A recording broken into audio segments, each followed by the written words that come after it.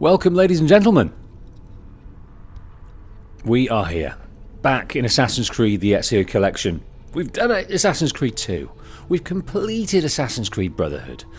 And now the only choice is to move on to Assassin's Creed Revelations. This is my journey, Wolf's journey of the Assassin's Creed franchise. We started back at Assassin's Creed 1, where it all started, and we've crept along, transcending different channels in the process. Very confusing, but I'm bang up for this final instalment of Ezio's journey. Hope everyone is doing good. It's good to see a couple of people in the chat. Hello, El Kiki. Back in AC. Let's go indeed. Let's go indeed. Ali Arslan, welcome. And Havoc's Angel. I love the AC storyline. I did too. And I particularly love Ezio Auditore da Firenze's story arc. And this one is a particular favourite of mine. Of course, Assassin's Creed 2 is brilliant when he's starts out as a young 17-year-old, free, easy, full of vim and vigour. And then tragedy happens, and he tries to get his own back on the conspirators, and a whole can of worms was broken loose. That transcended to Assassin's Creed Brotherhood, where a bit older, a bit wiser, and he's on his way to the mentorship of the Italian Brotherhood. And now this jumps on fairly significantly, over a decade, as I remember, into Assassin's Creed Revelations. It might, maybe not just over a decade. Anyway, he's in his late 40s, early 50s, I think, in this time period. I should really get it up and have a look, actually. It's been a long time since I've gone through this. I really should have watched my story video of it.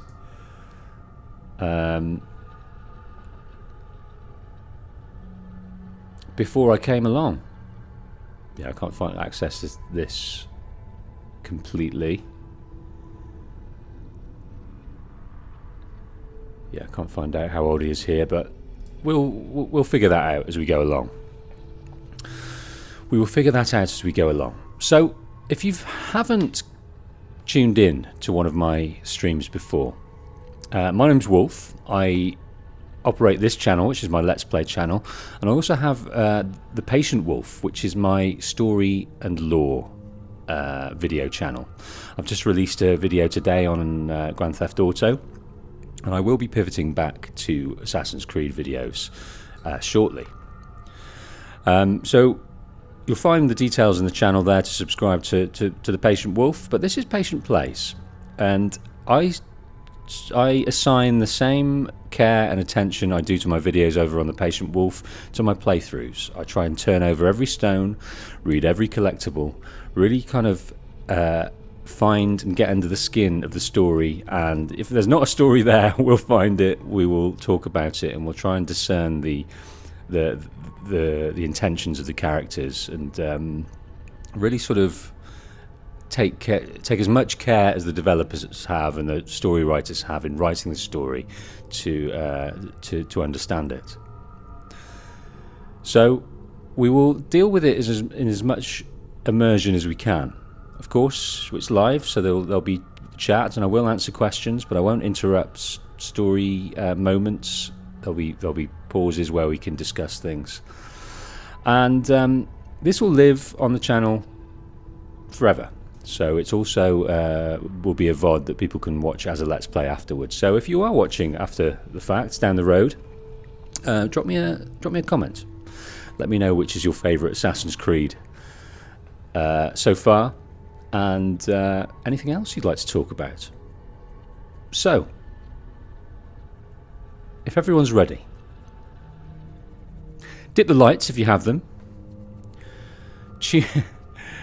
Tune out of the world, tune in as we discover or rediscover the world of Assassin's Creed Revelations.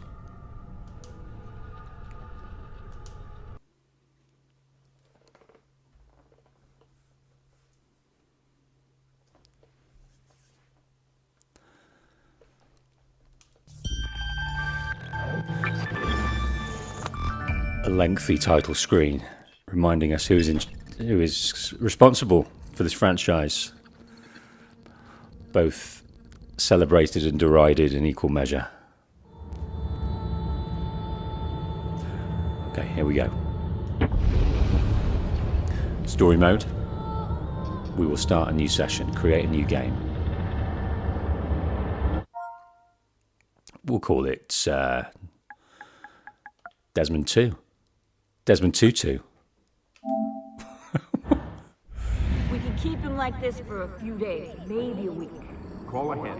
Tell him we're on our way. As soon as we're clear. Of course, our Desmond was Miles. struggling. Your life has changed so much in so little time. 2 months ago, you were pouring shots for bankers and celebrities.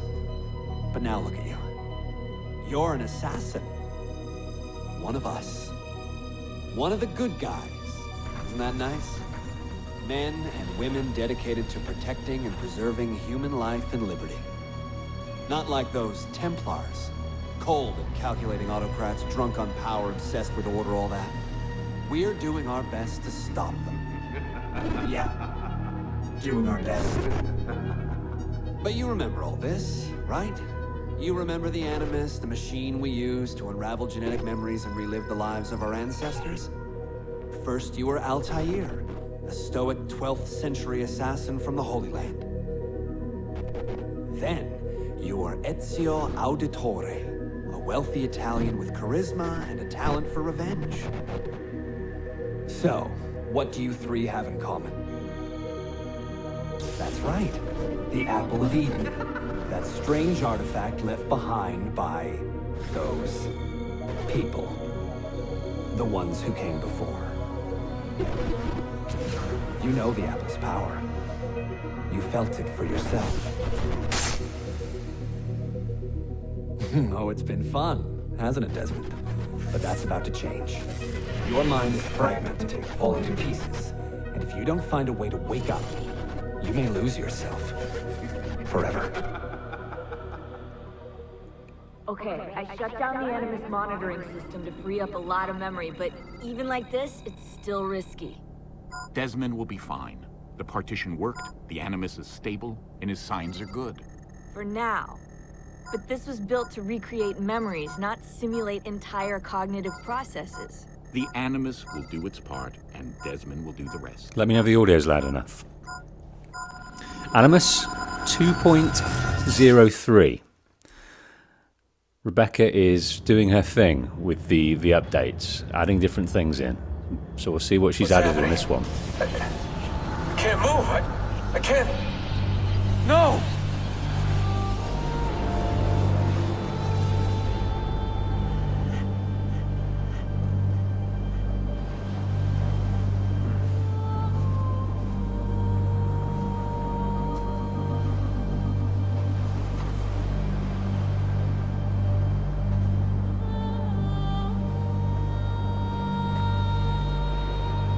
Hello? It's bizarre how significantly different Desmond looks in this. His face is very different, very changed. He almost looks like North African or Arabian heritage here.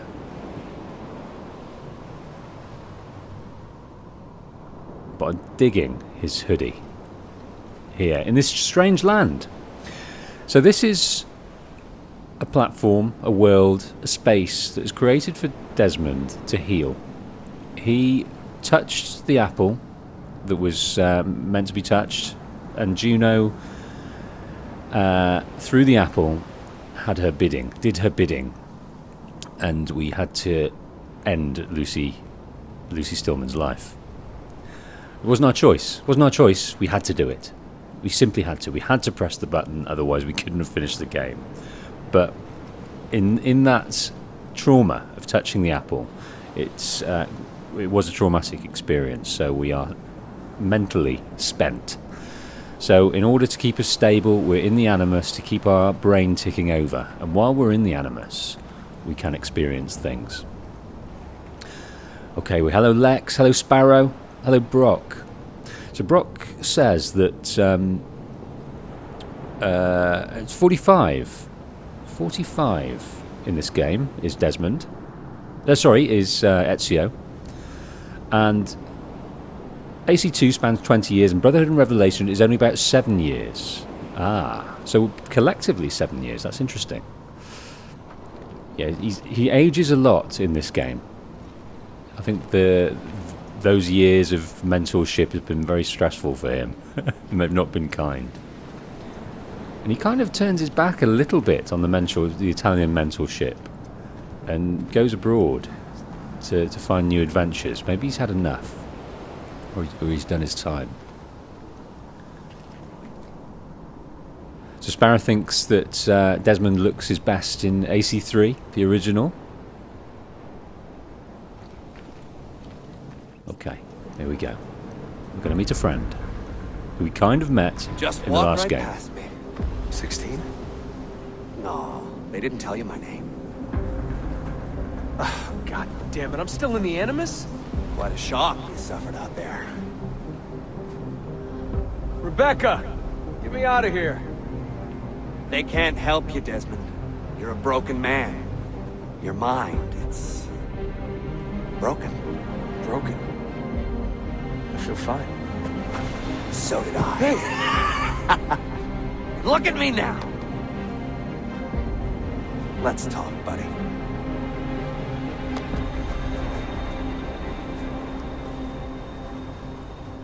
His name's Clay. We've been calling it Subject 16 all this time, but his name Walk is with Clay. me. What is this place? It's nice, isn't it? We're in the guts of the Animus. The original test program. No memories here, just basic physics, weather simulations. Hello, world. You're lucky someone up there had the sense to plug you in here. It saved your life. Saved it from what? Right now, you should be sitting in a hospital ward, drooling and chewing on your tongue.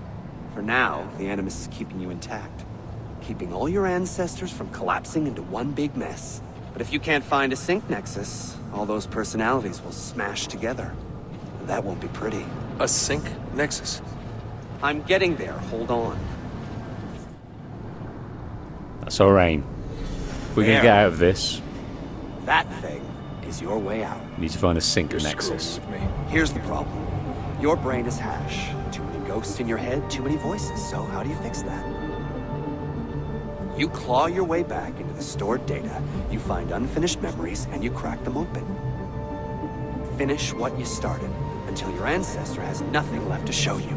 That is a sync nexus. And when you find it, the Animus can separate Desmond from Ezio and Altair and send you home. Back to your body. How do you know all this? Because it happened to me. But my body, it's worm food now. So I'm stuck here. A word of warning? When you step through there, everything changes. Nothing feels normal. But you are still in control, and it's up to you to find your way out. Right. If you hurry, you might make it back in time for Lucy's funeral. What? He's having his flashback. Oh no. Oh, I thought you knew. Lucy. Oh, God. I'm so sorry. Wasn't me. Wasn't me. It was that voice. Juno. She took hold of me. She made me...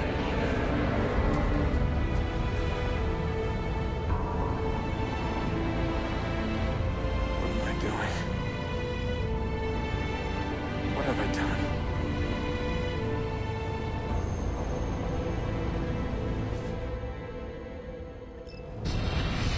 There we go.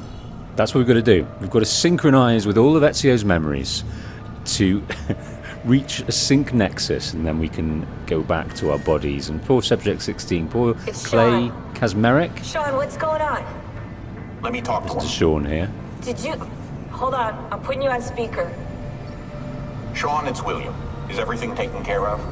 Oh, well, hello to you too. For Christ's sakes, man, have some class. All right, calm down. Oh, that's rich. Yeah, Lucy's dead, and you want me to act like it's Easter Sunday, do you? How's Desmond, anyway? Giving in? That's enough, Sean. What if he's a Templar, Bill? Eh? What if he's been programmed? It's happened before. No, not Desmond. Right. You would say that. Sean. So, we're going to be drip-fed at moments in this game about Lucy and what she has meant for the Assassins, what she has meant for the Templars, but in picking up the pieces of what happened in that vault when Desmond touched the apple, Sean and Rebecca, they didn't know what the hell was going on. All they saw was Desmond pick up the apple and then, with his hidden blade, kill Lucy. They were been a close team for a while now, while making sure that Desmond Miles would pick up all the skills he needed to combat the Templars. But this is about getting Desmond back, finding answers. So they are somewhere looking for answers, and hopefully we can help find them that, because they also are monitoring the data that they see, I believe. Back in the Animus, they can analyse the memories that we're experiencing and understanding, and that's going to help them. Okay. Yeah, thanks very much for all the likes so far. It's lovely to see a high concurrent viewers as well in the stream. Remember to hit the like button, especially on this first part of the episode, because that helps propagate it going forward. So thanks in advance for taking the moments to do that. Okay.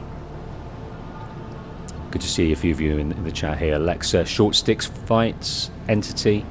Welcome, everyone. Okay, we've got things to do up here, which I believe, if I remember, are unlocked when we reach certain synchronization points. And we'll want to get all of these. There is also a DLC to understand as well, which is not dissimilar to the style of gameplay that we enter into these areas. We will do that as well, because we'll learn a lot about Lucy and Subject 16 within that DLC. We will get there.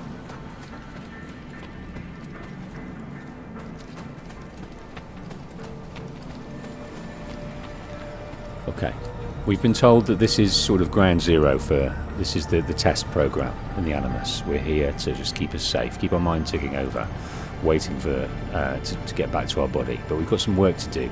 Synchronise memories with Ezio, we presume, but we just got to get in there and do the work to reach that sync nexus. That's the plan, that's the aim, that's what we're going to do.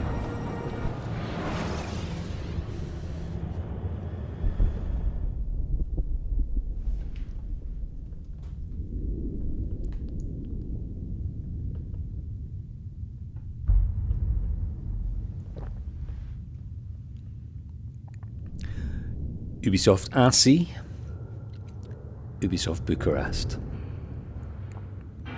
They spread this one around, didn't they?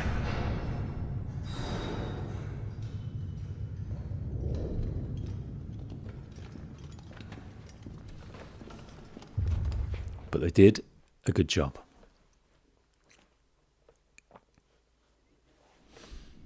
Claudia, my dearest sister. I have been in Acre a week now, safe and in high spirits, but prepared for the worst. The men and women who have fed and sheltered me here also give me warning that the road to Masyaf is overrun by mercenaries and bandits, not native to this land. What this could mean, I dread to guess. When I first set out from Roma 10 months ago, I did so with a single purpose, to discover what our father did not. In a letter written the year before my birth, he makes mention of a library hidden beneath the stones of Masyaf Castle. A sanctum full of invaluable wisdom. So what will I find when I arrive there? Who will greet me? A host of eager Templars, as I fear most strongly. Or nothing but the whistling of a cold and lonely wind. Masyaf has not been home to the Assassins for almost 300 years now. Can we still claim it for our own? Are we welcome there? I am wary of this fight, Claudia. Not because I am tired, but because our struggle seems to move in one direction only, towards chaos. Today, I have more questions than answers. This is why I've come so far. To find clarity. To find the wisdom left behind by the great Altair. So that I may better understand the purpose of our fight. And my place in it.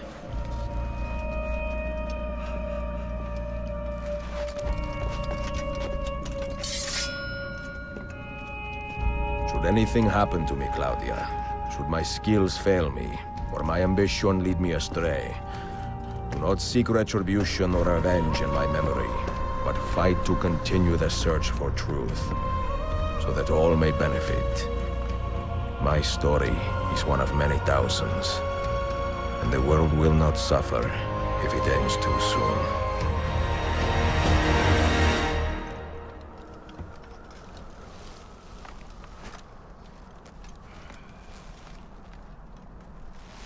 Best cinematic so far in the series.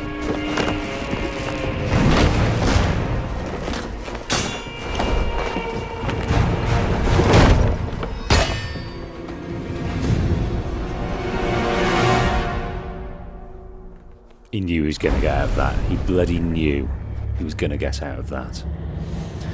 So he's coming to Masyaf for answers, to find the mysteries hidden somewhere in Masyaf Castle. He feels he has a purpose here, a connection, something to uncover, and of course, famed in the annals of assassin history is Altair. He knows all about him. If one man was responsible for changing the face of the modern assassins forever, it was this guy, Altair ibn Lahad. Born in the Holy Land in 1165 to parents he hardly knew, into an order he did not choose, Altair nevertheless proved himself. A devoted pupil and capable fighter before he was out of his teens. In 1189, just as the Third Crusades were gathering steam, Altair stunned even his attentive mentor Al-Mualim by almost single-handedly routing a wave of Crusader soldiers from the steps of Masyaf Castle. From that day forward, Altair's name was known to all assassins. Over the next 2 years, his reputation as a stubborn but deadly fighter eclipsed every minor detail of his mysterious life. Loved by few, this is the thing about Altair, that his arrogance and his self-assuredness, it rubs up on many people. So he's loved by few but admired by all. His impeccable talents were the source of both his incredible successes and his overbearing arrogance. But this was only half the story. Since youth, Altair had shown signs of possessing a rare sixth sense that allowed him unprecedented access to the emotions and intentions of his opponents and allies. Dubbed Eagle Vision by his fellow assassins, Altair honed and perfected this sense in secret, always wondering if it's this curious ability that set him apart of the rest would prove a liability. Thanks to the memories stored in Altair's 5 Masyaf keys, we can now get a good glimpse of the man himself, instead of settling for vague glimpses through the Templars' frankly primitive Animus 1.28 avatar projection system. Get him, you fools! Kill that bastard! Okay, well, we've got people after us. I don't think they're going to grab us, but we're going to follow the our instinct. Top to bottom! I want him dead! Our instincts from the ones who came before. Ezio! I'm going to dig your heart out with a shovel and feed it to you! Okay. Damn this blizzard! We're heading up the walls of Masyaf Castle here. What the hell are you standing around for? Make yourself useful! The guy up there is incensed.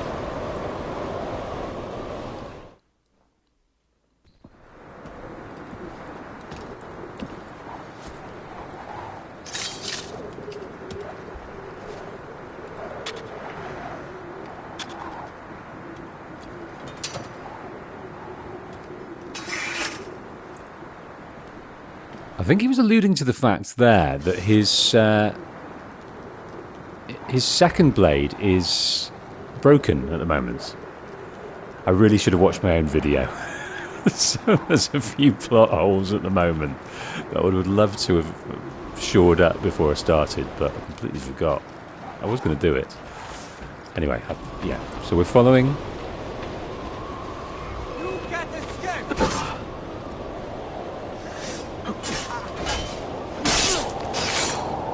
Hold R2 to deflect.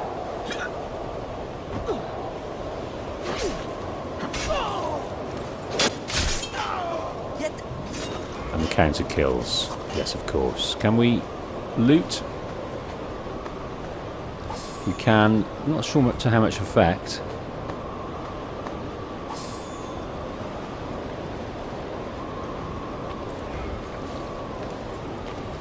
Oh, where do you want us to go? Ezio. The bleeding effect is coming through for Desmond, for Ezio. I'm not sure, but instinctually he's being led here by Altair.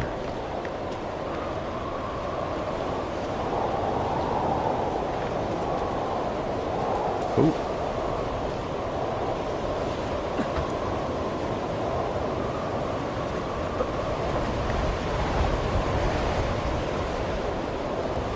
As we climb this castle, we're remembering a few combat details, remembering a few parkouring details.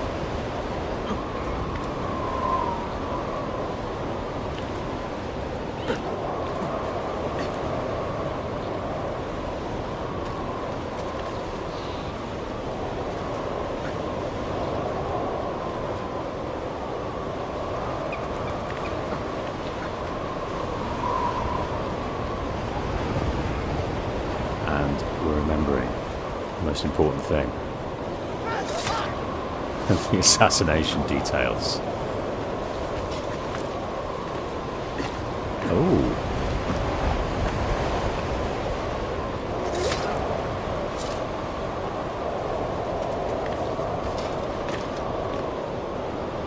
Don't know where he's going to take us. Where are you taking us? Okay, jump the gun there a little bit. Oh, you want to go that way? Alright. Altair.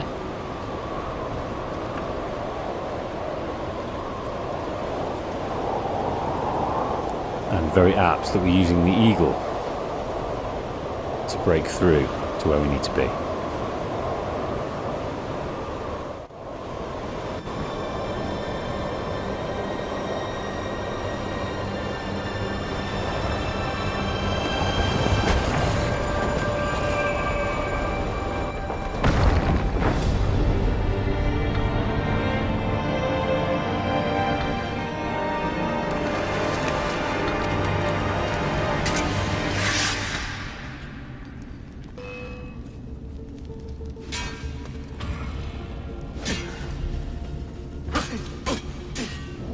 Kill a Byzantine Templar with a counter kill. I didn't see that one.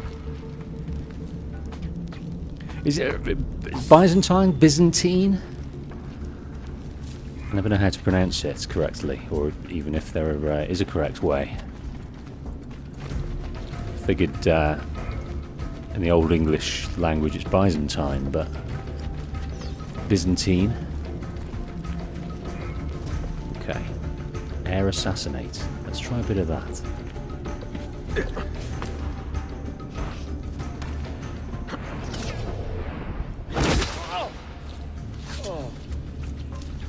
Who else is looking? No, no one else is looking. Oh, he's probably a bit concerned.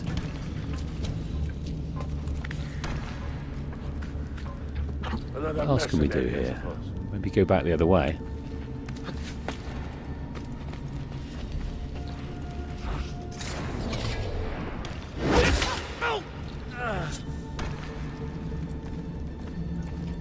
They're busy. They're trying to get into this vault of information, but they're not going to.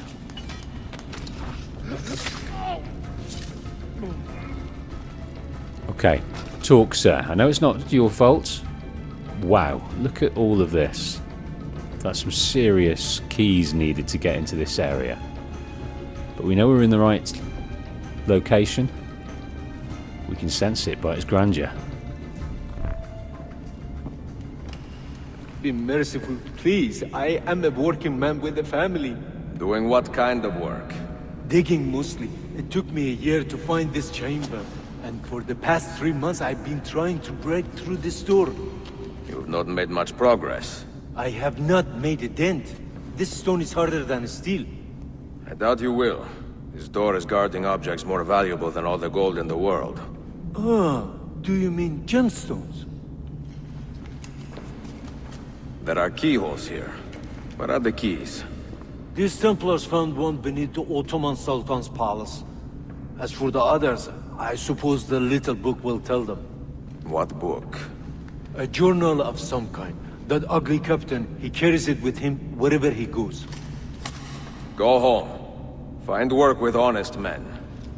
Oh, I would love to leave this place. But these men, they will murder me if I try. Pack your tools. Okay. A journal of some kind. A mysterious journal has brought the Templars to Massia. Find the Templar captain and recover it. Do not fail a single tale. Okay. My favourite thing about Assassin's Creed is the tales, so we'll give it a go. A journal of some kind. I don't know if this guy's got a name. I feel like he has, this Templar captain, but he's in charge of finding this precious information, wisdom, artifacts, something.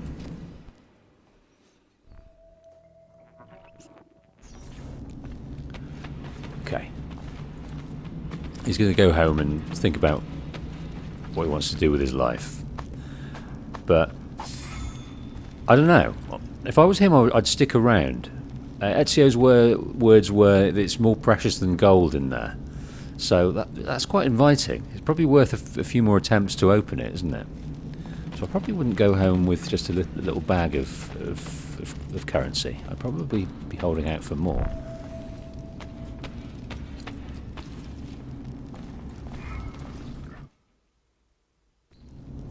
Sparrow said, I think this guy is supposed to be a nod to Robert de Saab. Yeah, he's not dissimilar in looks. I think I think Robert de Saab does slightly better with the ladies than this captain. He knocked a few of the ugly branches on the way down, compared to Robert. Okay. Many times we came back here, stood here sheepishly, waiting for the kind of affections of of Al-Mualim and the wisdom and the proclamations. What's this do here? Oh, showing Altair jumping out of that. Well, that didn't happen in AC1, did it? He never jumped out of that. But this is where he kept his books and his wisdom and made his orders and all sorts. Sent us out to Acre, to Jerusalem, to that other city, Damascus, to kill all of these Templars and gain this information. And what was he doing?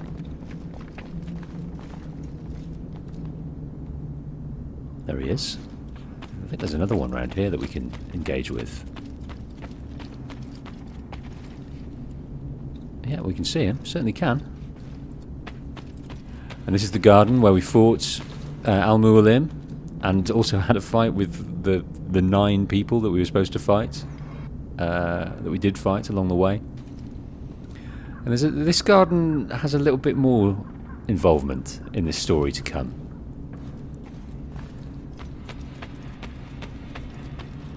And of course, this was teeming with scholars and assassins and books and learnings.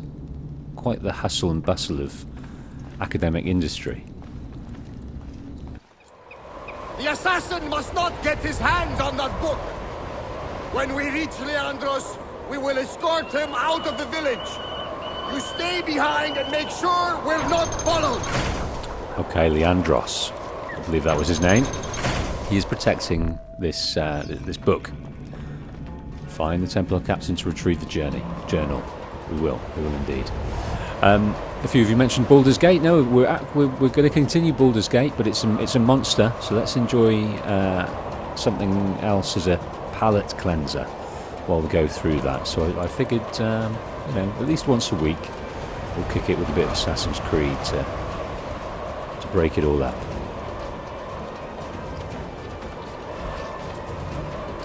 Right, what tricks have we got here?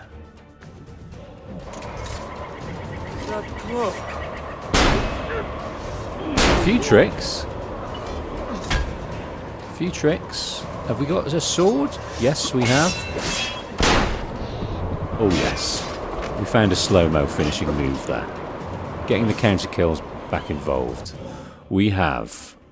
What have we got? We've got secondary weapons, poison darts, hidden guns. We can throw some money! Throwing knives as well. We've got the poison blade, the hidden blade.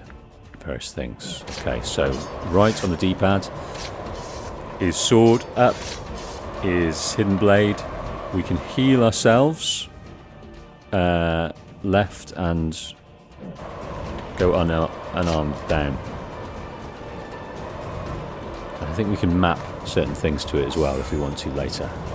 We're picking up things that we're going to need later for bombs, which is an interesting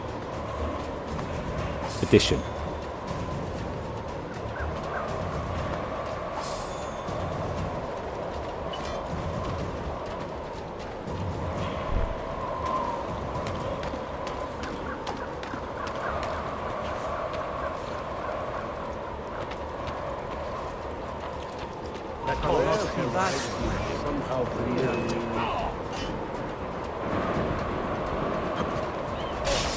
Try and dial in a bit of the...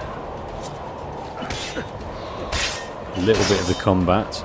Oh, that was nice. Did we see that? Did we see both of those? The first, an uppercut with the sword, entering from below the chin, exiting the top of the head, lifting him from the ground, pulling it out, and then a backwards over the head stab to the face. That's what we're talking about here with Ezio's experience, wisdom. That's what he's learned in that period from Brotherhood. I think the mentorship's been good for him. They do say the best way to become a master is to teach what you know. As soon as you learn it, teach it. He's been doing a lot of teaching. So can we throw this?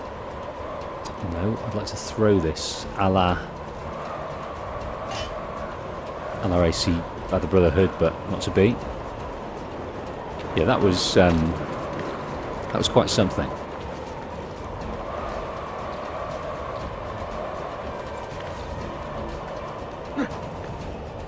Okay, let me know about the audio going forward. The way my system's set up, I'm not great at being able to hear it. If you think the cutscenes need to be louder, I think someone mentioned that cinematic was a bit low, but hopefully the in-game conversations will be a bit better. But just let me know if you want the game sound raised or lowered at any point. Okay, let's get this journal from Leandros. Use Ezio's parachute to reach the village. Jump forward and press square. With pleasure. Just to our left here, that's where Altair got the better of Robert Sable's Templars. When using the parachute, press square to assassinate any guards below you. That would be an absolute pleasure, and I'd like to do that. They're getting away from me a little bit. They're getting a bloody way from me a little bit. Damn it! Dagnammit. Okay, the Templars are gathering in the village. Are we supposed to follow them? Yeah, I think we are. No, didn't want to do that. Sorry, my dear. How are we doing eagle vision in this? How are we doing eagle vision these days? No, that's not it. Yeah, I don't know how we're doing eagle vision. Maybe we can't do it yet.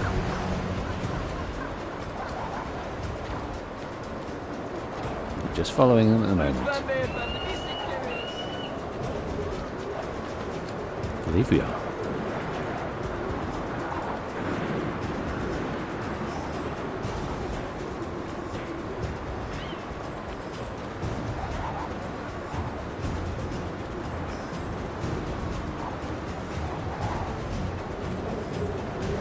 Leo says maybe L3 or R3 for Eagle Vision. Not yet.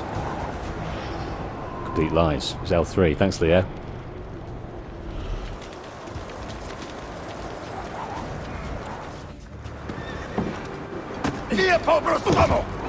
None of you leave until the assassin is dead. Do you understand? Ignore me, Kirilo, but he seems to have found us. Panic! Panic! He quick swipes to them there. Right, this is actually quite tough. This particular mission here. To stay alive. I have failed this on a number of occasions in the past.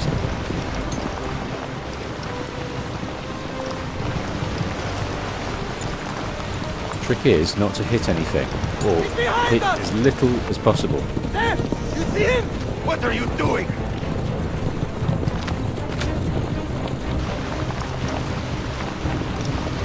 As he swings round, we don't want to hit any scrub or brush or rocks or... Damn! Oh, now we need to move up. Die, you bastard! While not getting caught on anything too ridiculous like that. And that. Just a scratch. And that. And that.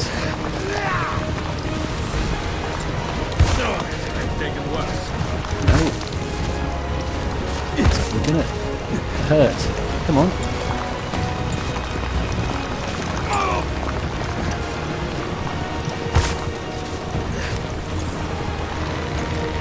This will not hold for long. Come on.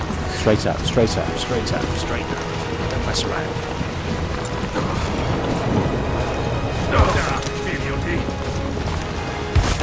Oh, not long left. Not long left.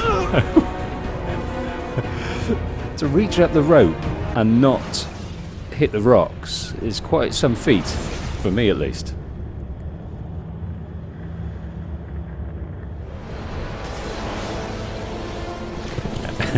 Alki says, I think you're supposed to dodge those rocks. I'm pretty sure you are too. He's behind us! There! You see him? What are you doing?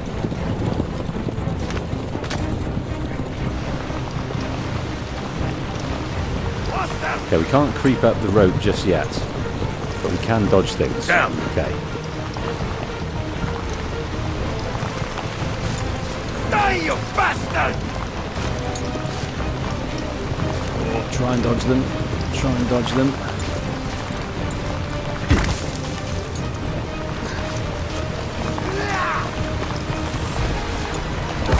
All right, I felt that. And I felt that.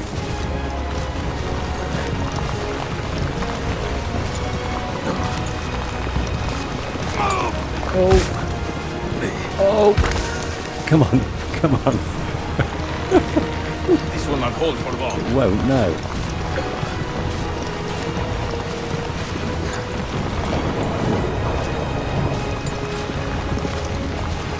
Oh, merda!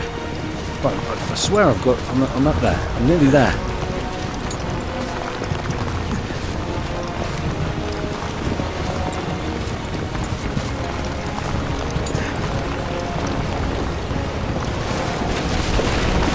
Run, you stupid brute!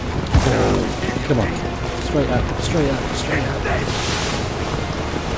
Pushing as fast as I can. Move! Where are you, bastard? We held on.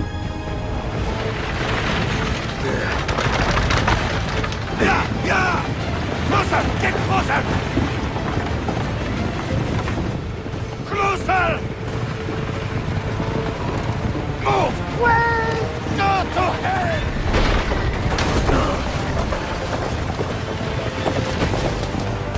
Leo swapped carts, but we've got one right here.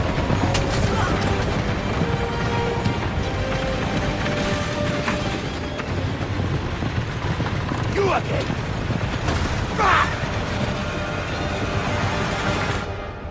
I have it! Right, now we've got to beat up the carriage, which is no mean feat either. Getting a little bit of whip on it sometimes works. Safari! But you've got to be careful.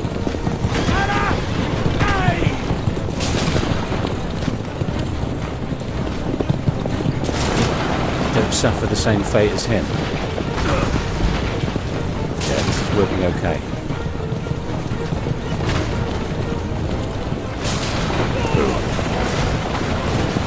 Yeah, that's usually I come a cropper there, but we did okay there. Winding up longer than the opponent will deal damage. There's another guy where? Here.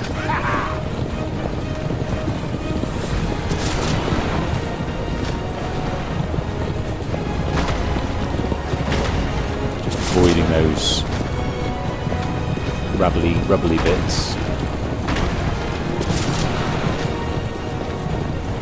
Oh, he's going to push me in there, beast. He's going to push me in there. We're not doing well here.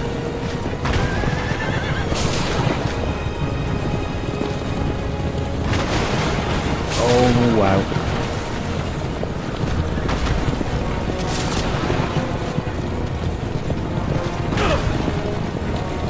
Just got to get around this bit. We've got a tiny bit left. Goodness me, okay. That's tough. Quite the tough opening. Try and get a bit more whip on them.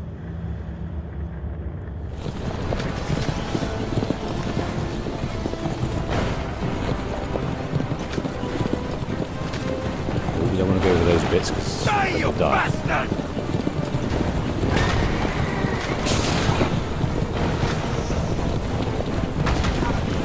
Oh, just managing. No, absolutely ruined us then. I feel like there's more obstacles our side than this side.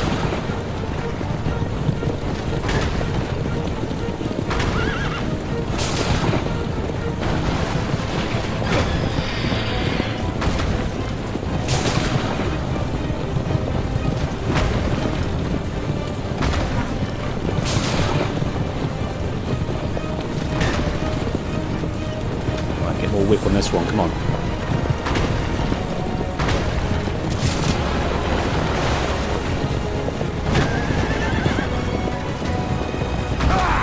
Right, yeah, I think I need to be doing better than this.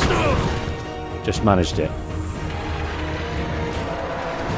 Surviving was the aim of the game in this bit.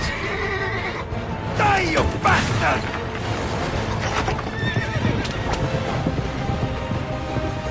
Stop him! Stop him! Well, they've got their own bombs, these guys.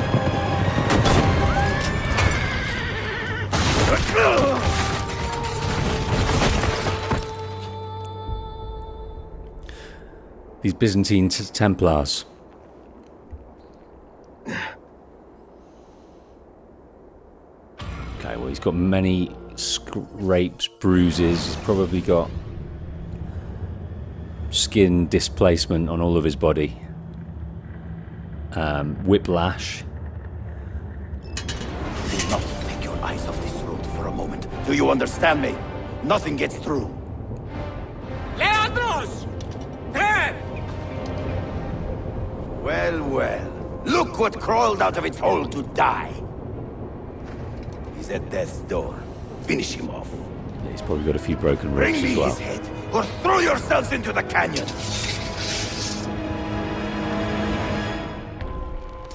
The Templar Captain Leandros has left you to die. Find and kill him, then retrieve the journal. Kill at least 5 guards from a haystack.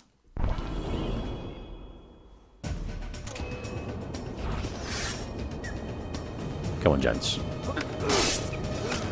See what else is in the crew here. Just a simple upside the head, that one. Nothing too theatrical. Just get that job done. We will loot. We will find money. We will find consumables. We will find special ingredients. Not that we need it yet.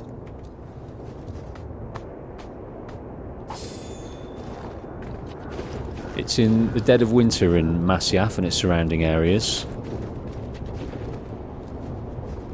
It'd be nice to get up there in that tree. It looks absolutely ripe to climb, but we are, unfortunately, we're not Connor just yet. So trees aren't our thing. let us maybe try this poison dart out for size.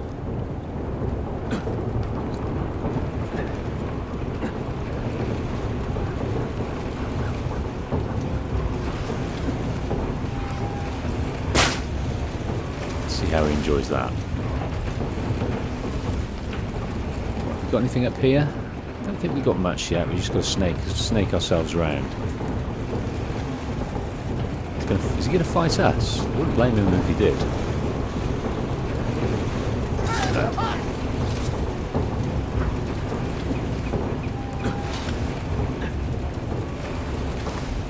Well, I've just realised how much health we haven't got. So, I felt like... Have we not got any... Yeah, we've got no medication yet. Oh, that's to come. We're not very well, as Leandro's pointed out.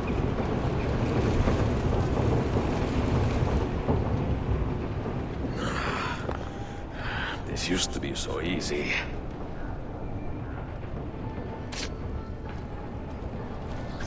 Yeah, that's that track, that cart battle has never been easy for me.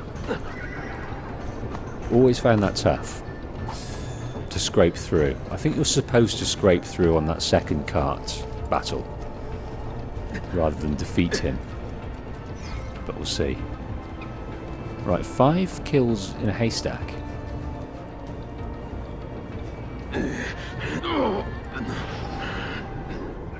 Okay, we can see his path and his movement. We can see where Leandros has gone. We can attempt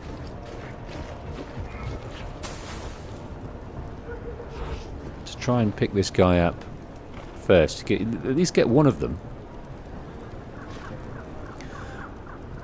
One of the synchronizations. We can't whistle in this game. I do love the whistling in Odyssey. It's so easy. Right, can we grab you? Can we grab you, sir? I don't think we can. Like, not from the haystack, at least. Oh, here he comes. There we go. One down. Can we invite this guy over to come and see us?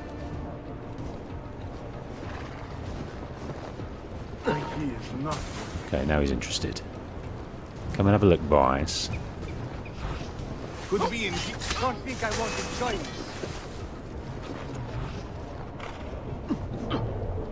Oh, I love that little move.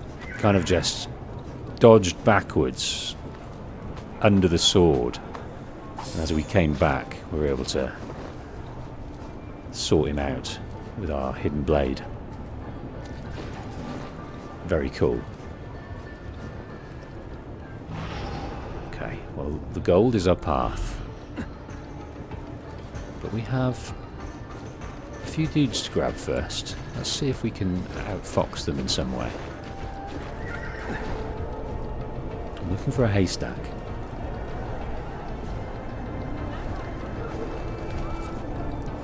Yeah, we're not out... This is crazy. We're not actually able to go over this wall.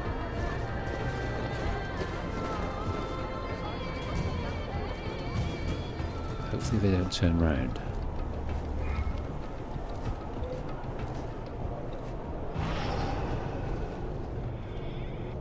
So that guy's coming this way.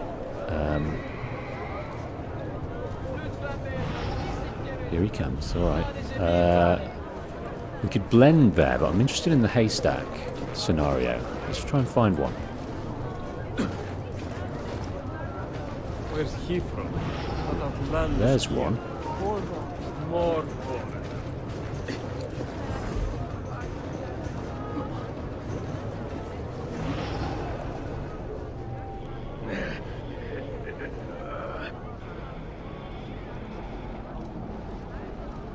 Okay, well, Leandros goes past that way. Let's try and blend, get in this haystack. Another stranger. Oh no. Harder than it looks.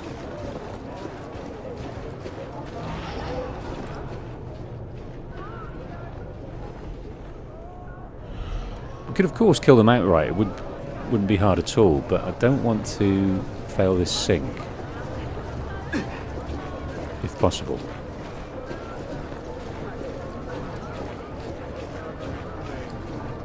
Now, I think we might be able to sneak round and then get into that haystack from up here.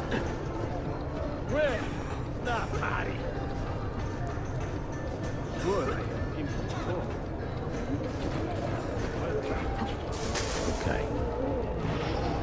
Hopefully this guy comes over and sees us. Think we got him, think we got him, think we got him, think we got him, yes. So that is 3 down. Does this guy come and see us, or does he stop there and move back? I kind of feel he's going to come around this way.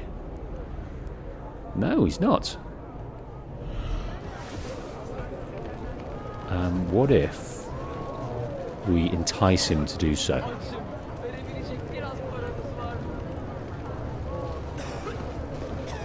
Are we enticing you, my sweet Byzantine? No. We're not. We are not.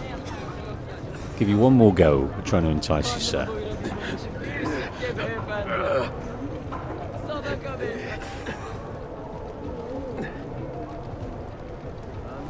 Right. Look at how tasty we look.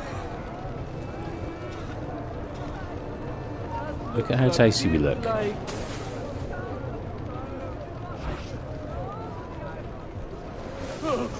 Right, that's 4, I think. There's another geezer over here.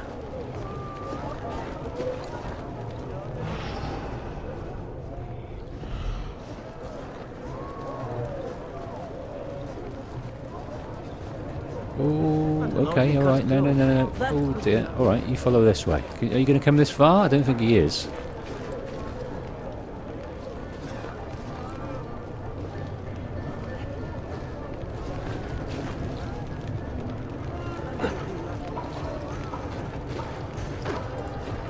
But we actually can't get on this roof. It'd be really nice to look over the roof.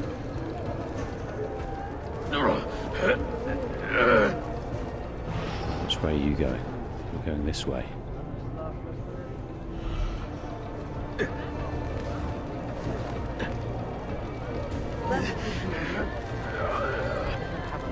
Hold!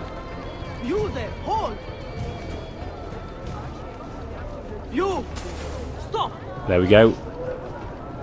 A clever choice. Right. Objective complete. Kill at least 5 guards from a haystack. Right, now we can just relax. Relax into killing some folk.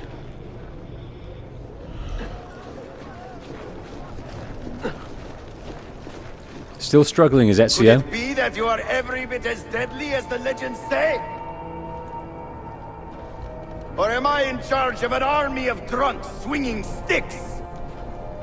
Right this way, Ezio. Nowhere left to run now! Not for me, and not for you.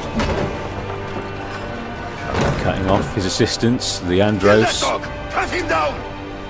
is worried. He's angry because he's anxious. Get him, Adelphi! I'll go search the area for medicine. We will. We certainly will. But we're going to kill some dudes first.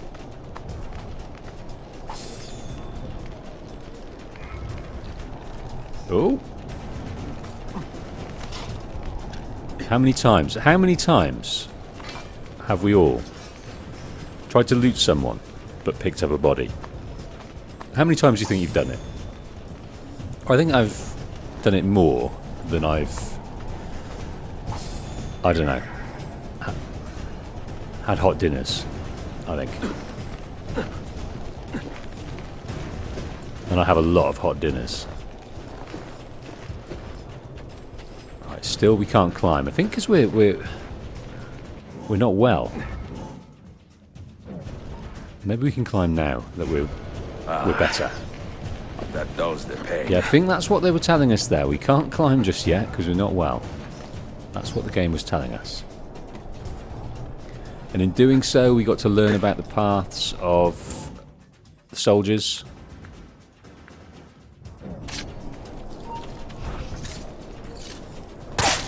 How many have you killed today? I lost track.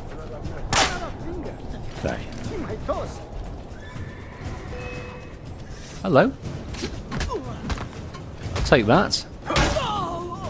And I'll hit it upside your head with your mace.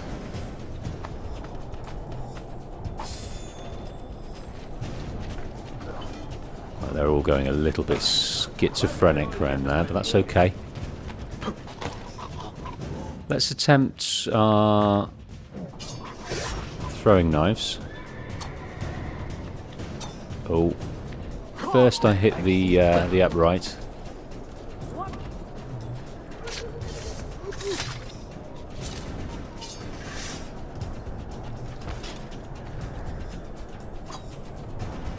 That's a straight up kill. It's a straight up kill. I'm glad of that. I don't like using throwing knives that only anger the enemies. I like a straight up one shot kill.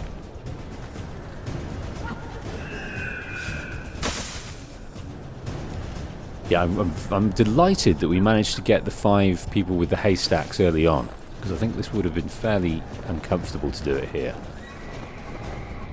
So we can just sneak past those guys and then move up here to see... Oh! Off the Andros.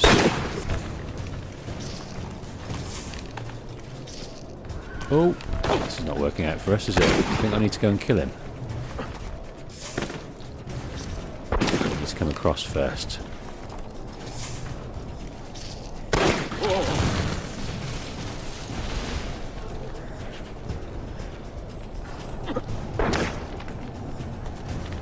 We're up. It's all good. We're up. Maybe we needed to clear those guys first to stop that from happening. I'm not sure. But that's made it harder.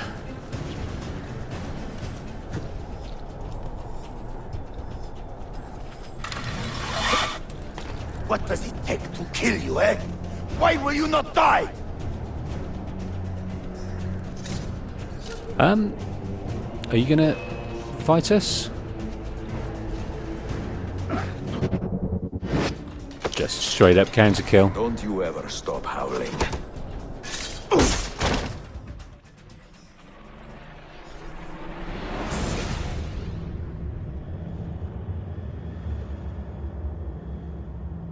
Well, the old hound still has a bite. The book you carry, where is it? Niccolo Polo's Yes, of journal. course. This will do you no good. Not now. We have found one of the Masyaf keys already, and are closing in on the rest. What is in that library is not for you, not for the Templars. You can have Altair's books, Ezio. We only want guidance. We only want directions. To the location of the Grand Temple. Grand Temple? Tell me more, now! Requiescat in pace, bastardo.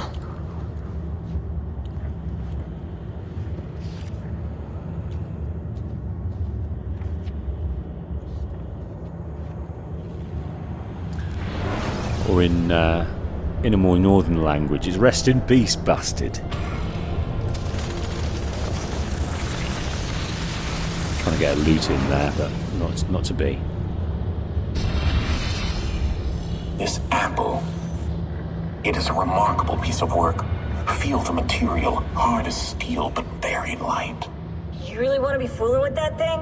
I do. I absolutely do. I have been waiting a long time to get my hands on one of these. Okay, you're making me nervous, Bill. Don't be. I don't think I have the right genes to properly wield it. Oh, but Desmond, you think he does? It's not alluded to us yet. We know he's Bill, we know he's William. We don't quite know his relationship to Desmond yet. We'll broach that when we get there. What the hell just happened? You were snooping. Wandering outside the Desmond partition. So once the Animus located you, it pulled you back here. It's just following orders. Like a fail-safe program. Trying to keep your poor head intact, whether you like it or not. What are you doing here exactly? Playing. Learning. Waiting. A lot of waiting.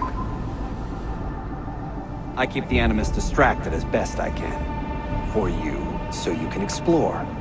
Otherwise it might hunt you down like a little virus and, delete you. Well, my guardian angel. There's no such thing.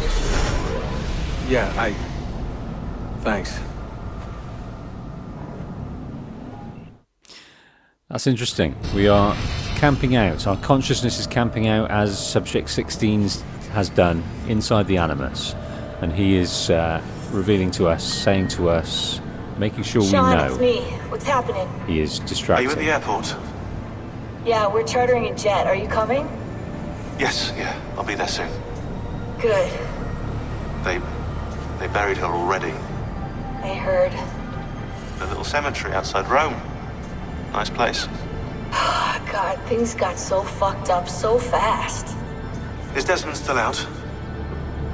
Yeah, we're seeing a lot of brain activity, but with the monitoring system shut down, we can't record anything. Well, keep me posted, okay? I'll see you soon.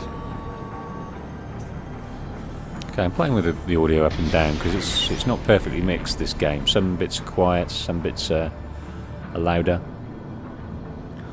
I'll just keep it at a happy medium, I think. Yeah, so he's running interference, his old Subject 16, old Clay Kazmarek. We don't quite know his name yet. So that we can try and attain this sync nexus, but back in the modern day, back in reality, back in near the Animus, where they're trying to keep his body alive, they are making a move from Rome to somewhere else. And the coordinates of that somewhere else we actually found with Ezio, found with Leonardo back in the DLC of Brotherhood. And that leads us on to a whole new adventure. So the aim of the game here is just getting back to reality. Whoa, there goes gravity.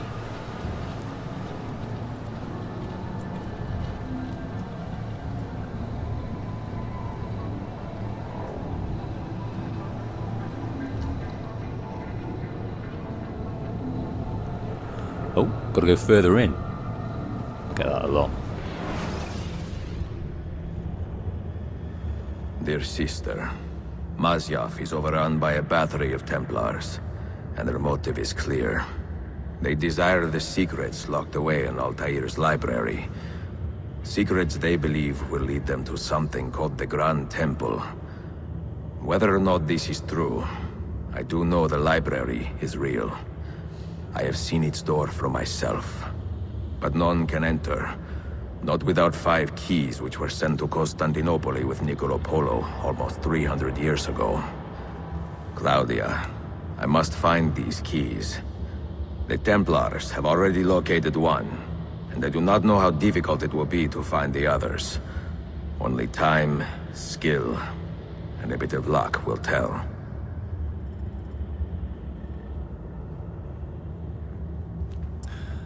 So 5 keys to Constantinople. They know where one of them is. I think that's below the palace, the Sultan's palace. Right, we've got to read about the Golden Horn. This is Constantinople, May 1511. Pretty sweet looking, if I'm honest. Beautiful, warm, golden orange country. And we're arriving on a boat with someone who becomes quite important to us. 2 people become quite important to us. A magnificent sight. It is a work in progress. No city in Europa has a skyline quite like this. Well, to be precise, that is Europa. That is Asia. Ah, Some borders even the Ottomans cannot move. Very few. You are Italian by the sound of it, but your outfit is not.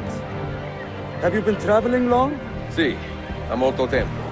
I left Rome 12 months ago, looking for inspiration. And that search brought me here. When I was a child, my father told me stories about the fall of Constantinople. You must mean the conquest of Constantinople. I suppose the moral of any story matches the temper of the man telling it. That we can agree on. Güzel. Constantinople is a city for all kinds and creeds. Students like me or travelers such as yourself.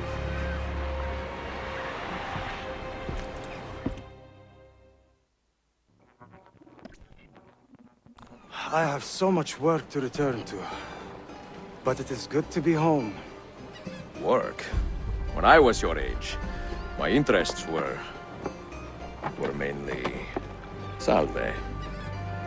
He's reminded of his I am interests. surprised you got anything done. As was my mother. It was a pleasure speaking with you, Bey Effendi. I hope you find something to hold your interest here. I have faith I will. Yardım edebilir miyim efendim? Grazie, dear boy. A scholar and a gentleman. You are full of surprises. Very few, my friend. Exceed all mine. Meeting friend upon friend here. Unless the legend is a lie, you are the man I long to meet. Renowned master and mentor. Ezio Auditore de la. Prego. Forgive me. I have a hard time remembering that Italian gibberish. Da Firenze. The city where I was born. Ah, yes. So, by your custom, I would be Yusuf Kazim da Istanbul. I like that. Istanbul. Yet another name for this city. Evet, it's a local favorite. Come, Mentor da Firenze. I will show you around. Prince Suleiman. Let's read about this guy. Everyone in the world knew this guy's name in the 16th century. Suleiman the Magnificent. They called him in the West the 10th Sultan of Osman's ever-expanding empire. His fellow Turks were also generous with their praise, though far more practical, calling him Suleiman Kanuni, or the lawgiver, the man responsible for improving the empire's bureaucratic engine, making it run like a well-oiled engine. No small feat for an empire as large as his. But I'm getting ahead of myself. Ahead of our present concerns. When Ezio met Suleiman, he was still a young man with only the faintest hope of ever becoming sultan, since his father Selim was dead last in the Ottoman hierarchy. So, as befitting a young man of his status and stature, Suleiman threw himself into study with little thought of ever becoming sultan himself. He was educated at the university in Istanbul and received private tutoring in Topkapi Palace. Little else is known about his early years, except that he was a kind and thoughtful man, and that he had a servant named Ibrahim who he considered his best friend. By the time Suleiman was 17, however, Bayezid had recognized his grandson's talent and intelligence and installed him as the governor of a large region north of the Black Sea. Over the next few years, Suleiman would hold a number of similar positions up until 1520, when an unexpected tragedy robbed his father of the Sultanate. Suleiman, aged 26, took the throne, a position he would hold for almost 50 years. No pacifist, Suleiman would expand the Ottoman Empire's lands to its further points, and by the end of his rule, the lands under his command stretched from Algeria to the Persian Gulf and from Austria down to Egypt. But for all his expansionist desires, he was a tolerant man too, and realised that the only way to keep an empire as large as his together was to honour the cultures, traditions and religions of those living under his auspices. So I get the impression that this time it was a very sort of forward-thinking, multicultural city, a fusion between the East and the West, separated by this river as it is now. But we've got a few other databases to understand here.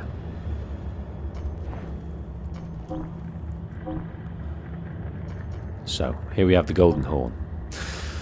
The Golden Horn, or Halich, meaning waterway, is an estuary following into the Bosphorus Strait that bisects Constantinople into the northern and southern halves. Because of its breadth and depth, the Golden Horn has served as a natural harbour since the days of the ancient Byzantium. In 1502, after the cessation of violence between Ottomans and Venetians, Sultan Bayezid II invited the famous Florentine Leonardo da Vinci to submit a design for a bridge that would span a 250-metre wide section of the Golden Horn. Upon seeing Leonardo's design, however, the Sultan felt the project was too ambitious and scrapped the idea. 4 years later, Bayezid extended the same invitation to a young artist named Michelangelo, but Michelangelo, being an avowed rival of Da Vinci's, refused the Sultan's invitation outright, evidently incensed that Leonardo had been asked first. And then we got Yusuf Tazim, who was going to induct us into the ways of the Constantinople assassins. Abstergo has some data on this guy, gathered a few years back, but there's not a lot about him in standard history books, which I'm sure he'd be happy to know. Yusuf Tazim was a Turk born in Bursa around 1467, but was raised in Constantinople from the age of 8 by his mother. His father was an assassin, and presumably that's how Yusuf became one too, but there's no mention of what happened to Papa Tazim. Was he killed? Did he desert the family? Your guess is as good as mine. By the time he was 17, Yusuf was well known around the city as a rabble-rouser and petty thief, but a chance meeting with the legendary vizier Ishak Pasha changed all that. Ishak was an assassin too, operating in the sublime port right under Bayezid II's nose. It was Ishak who had defeated Vlad Tepes and later brokered the tentative truce between the Ottomans and the assassins. By the late 1480s, he was busy recruiting open-minded citizens of the empire to his order's cause. Yusuf was taken with Ishak's charisma and easy manner of leading, and so joined the assassins just before his 20th birthday. From there, Yusuf's rise was swift and assured, and by 1500 he had made quite a name for himself. In 02, Yusuf met with a contingent of Venetian assassins in Greece in a joint effort to steer the Ottoman-Venetian war to a peaceful end. These efforts appear to have paid off, for in 1503 the fighting stopped, ushering in a brief era of peace on the Ottoman Empire's western border. Perhaps made complacent by the assassins' successes in keeping the peace, Bayezid II grew soft in his final decade, preferring his mystical texts and alchemical experiments to governing. This suited the assassins just fine, for a dull peace was preferable to endless war and the imperial expansion. But following the earthquake in 09, a new threat appeared in Constantinople. Templars, fighting under the old Byzantine crest. Stirring from the years of relative calm, Yusuf once again roused his assassins to begin the long and difficult fight ahead. So, we're 1511 now, are we? 1511? 1513? Anyway, 1509, the Templar threat is rising, for some reason, after a relative calm. So that's interesting.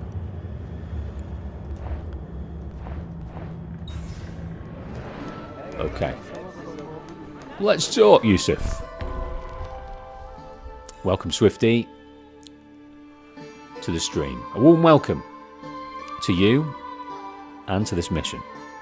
Master Assassin Yusuf Tazim has welcomed you to the Constantinople and would like to give you a tour. Get to know him and the city. Do not wander far from Yusuf.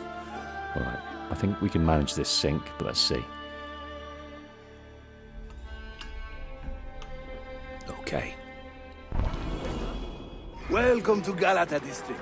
For centuries, it has been a home to orphans from Europa and Asia alike. Just before we start this, I'd like to just drop the music a touch. During those cutscenes, I feel they're quite loud. I've already got them down a touch, but I might just put it down to like 5 and see if that vibes. But I figure that some cutscenes, it's all baked into the music, the commentary, so that might hurt us in some areas, but I'll try and adjust it. It's not the best audio experience in this game in particular, but we'll see. You won't find more diversity anywhere else in the city. And for that reason, assassins make it their home. I would like to see where. Kesinlikle. The Brotherhood is always eager to meet the man who put the Borgias out to pasture. Fast walk. Oh. Does everyone in this city know I'm here already? Well, your Holy Land tussle with the Templars did not go unnoticed. Bomb stash. When I first set out, violence was so far from my mind. I sought wisdom. The contents of Altair's library. Not realizing it has been sealed for 3 centuries? No, I assumed as much. But I never expected to find Templars guarding it. Very troubling, no? 5 years ago, Templar influence here was minimal. A small faction with dreams of restoring the Byzantine throne. But they're growing in number, day by day. And with Sultan Bayezid on his way out, they may try something dramatic. Is there no heir to the Ottoman throne? Not just one, 2 angry sons. It's a familiar pattern with these royals. When the Sultan coughs, the princes draw their swords. Yeah, that sounds, you think it'd behoove him to put someone as a natural heir. Stop Between arguments. the Templars and the Ottomans, you must stay busy. Ezio, I barely have time to polish my blade. Just think the game could have been over had that guy been a better shot. That Ottoman.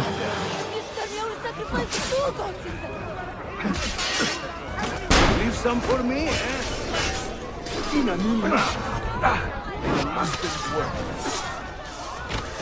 Oh, I'm sorry. I'm sorry. It said don't stray too far from him, so I'm not going to do that. There! Another wave! No. Watch. Byzantium is dead, as are you. The whole city wakens to welcome you, Ezio. First the regents, now the rats. Ottoman soldiers have a special loathing for these Byzantine thugs. That gives us some breathing room. How much? Just a little. They'll still kill you if you look at them wrong. But they will feel bad about it later. Touching. It's not so bad, really. For the first time in many decades, the assassins have a strong presence here. It wasn't always that way.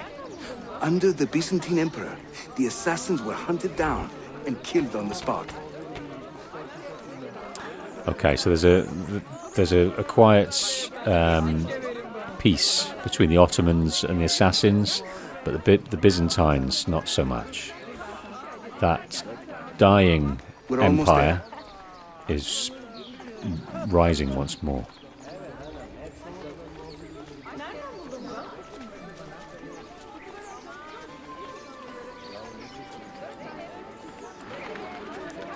Okay, what more tricks have you got for us? Giving us a bit of lore into the people, into the political setup. And let's read about the Galata Tower. Built by Genoese settlers in 1348 as an expansion of their colony on the north shore of the city, Galata Tower was the key component to a larger defensive structure, most of which has been dismantled by the time of the Ottomans. In the 17th century, the tower is purported to have served as the launch point for one of the earliest sustained unpowered attempts at human flight. Goodness me, if Leonardo did end up here and stay here during his proposed construction of the bridge, I imagine he would have chucked us off that tower with his flight designs. According to the reports from a travelling historian, a man named Hazafan Ahmet Chalibi strapped himself into a homemade glider one fine day in 1632 and threw himself off the tower's cornice. According to this one, and the only eyewitness, Herzafan's flight took him over Galata and across the Bosphorus waterway, where he landed safely on the shores of the Asian continent. Awed by his apparently supernatural abilities, the Sultan Murad paid Herzafen a fat bag of gold coins and then banished him to Algeria, where he died some years later. Later in the 18th century, the Ottomans began using the tower to spot fires in and around the city. That's probably a good idea. But by the late 20th century, the only fires of any concern to visitors of Galata Tower were those burning up the floor of the nightclub built at the tower's apex. That's That's right. Dinner and dancing for a modest price. High above the world, a far cry from the rather staid impulses of the Middle Ages now. So I'm not sure who's writing this data for us. Is it Subject 16 or is it Sean? I'm not sure where this humour's coming from. It sounds quite Sean, but it's not corny enough. So I think this might be actually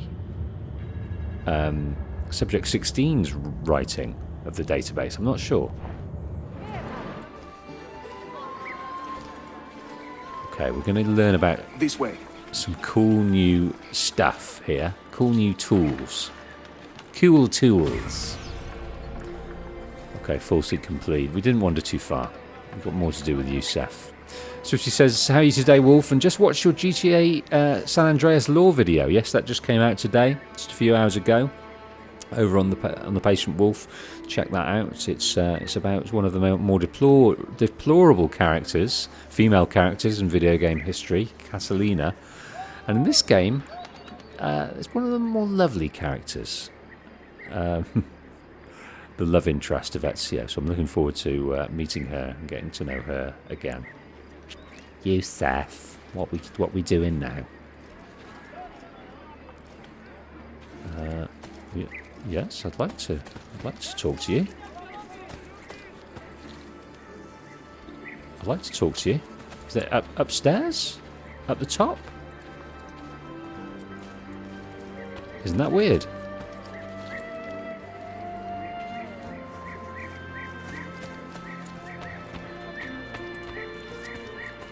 I think the game has bugged out on us here. Oh no, it's this door here, look. Mentor, say hello to your extended family. Salute a voi, assassini. It is an honor to find such fast friends so far from home. You see, brothers, our mentor is not afraid to weep openly in front of pupils. Do not worry. I will not make a habit out of it. Ezio and I were ambushed on the way here. I'd like some of you to do a sweep of the area. Hey, man! And you, Ezio. Your weapons and armor are in a pitiful state. Maybe find some money and repair what you can. There is a blacksmith nearby. He's a friend. Buona idea. Okay, Ezio's equipment is not in good condition. Explore Galata District and upgrade his equipment. So that's kind of... We've got to find some money, have we? Or is our first purchases paid for in some degree? Chests can be found around the city. Loot them to find money and items. Okay. Systemic events might occur as you walk around the city. Citizens in need of help may reward you. Earn enough money to buy new armor. Well, we've got 600 of the currency. Oh, sorry, that's it. Sorry, Miss Monk. I do know my smith. Bear with me. Right, we were being told off there. That's no good. Let's see what we need here. No armor repairs. Yeah, we only need 343. And we've got a pouch of 620. ASAP leather spolders. We've got a 15% assassin discount with this guy, which is pretty good. So it gives us +1 to health and +3 resistance. And it looks pretty swish as well. So let's rock this. The ASAP leather spolders. And we'll equip it. If it wasn't equipped already. I have got great metal. We're looking good. Let's try and get out of here because I think the lady is concerned. We'll head back across the rooftops. But look at this. So there's Galata Tower. Of course, we will be synchronizing that tower point. That might be another one there as well, but we'll wait until the world opens up. We've got these wonderful zip lines to traverse the city. We're going to get a cool addition to our hidden blade. We're not going to rock double blade so much as we're going to have a new Ottoman assassins. Oh, type Why type would tool. anyone carry on like that?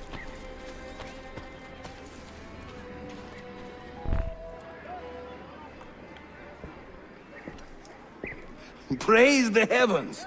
We feared we had lost our mentor to the vices of the big city. I am content with my own vices, grazie. So, what's on your mind, Ezio?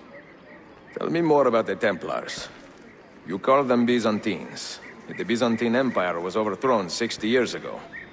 These men are remnants of a line loyal to the cause of the last emperor, Constantine XI. Who leads them now, however? I cannot say. Capisco. I suppose it is up to me to find out. Ezio, where is your hook blade? My hook blade? You've never seen one? I grew up using these.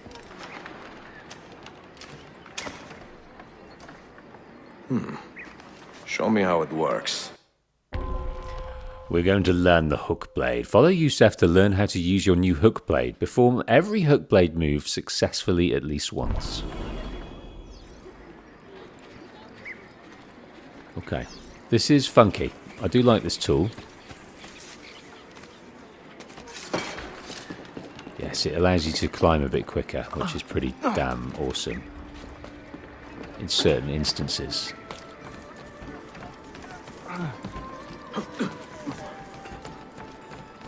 Think of the hook blade as an extension of yourself, Ezio. Hold circle in mid-air to extend your reach and grab a nearby ledge. Right, one down. You must hurry. One benefit down.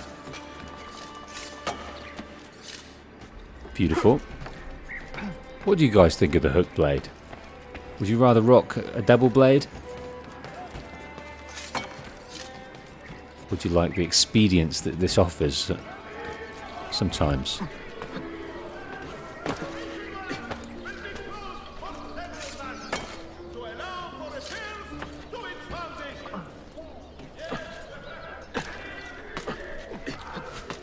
You think I cannot make this one?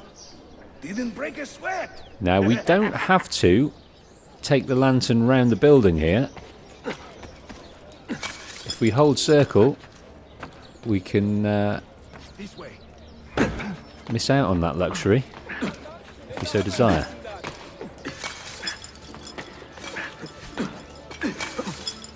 Which I like. It's almost like a junction box on a railway track.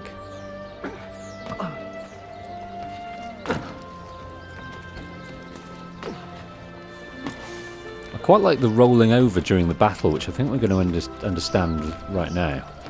Oh, some shops to buy. And we will.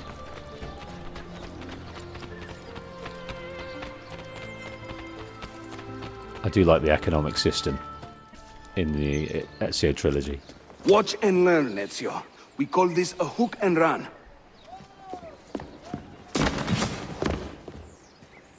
Sprint at your opponent, and just as you reach him, use the hook blade to slip by. I'm not sure how the hook blade helps in this instance. Perform a hook blade run. Oh, run towards the assassin. Harika! Shabane! Nice. I want to do it again. I want to do it again.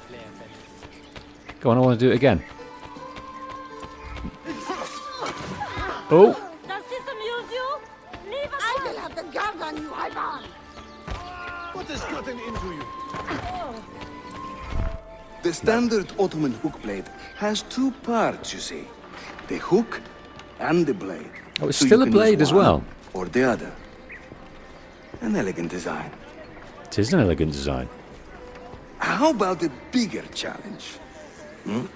Va bene, let's go. Now, what I don't understand with that blade, because when it comes out as a hook blade, it's obviously got a hook on the end, and you can't actually see any pointed blade at all. Is it like does the hook blade come out when you want it, and then retract, and then a different blade come out, or is it the same blade for both purposes? Because I don't see how you could kill anyone with that with a hook on the end. But there we go. The view from Galata. Ezio is now the proud owner of an Ottoman hook blade and needs a bit of training to master it. Training Yusef is more than happy to provide. Climb the tower in under 60 seconds.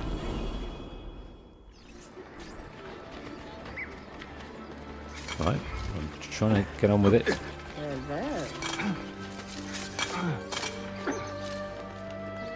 Having fun? Hold and press to climb faster with the hook blade. That's right. Let the hook blade do the work. Okay, give that a go. I'm going to go that way. I think I could probably gone the other way. İşte böyle. Throw yourself into it.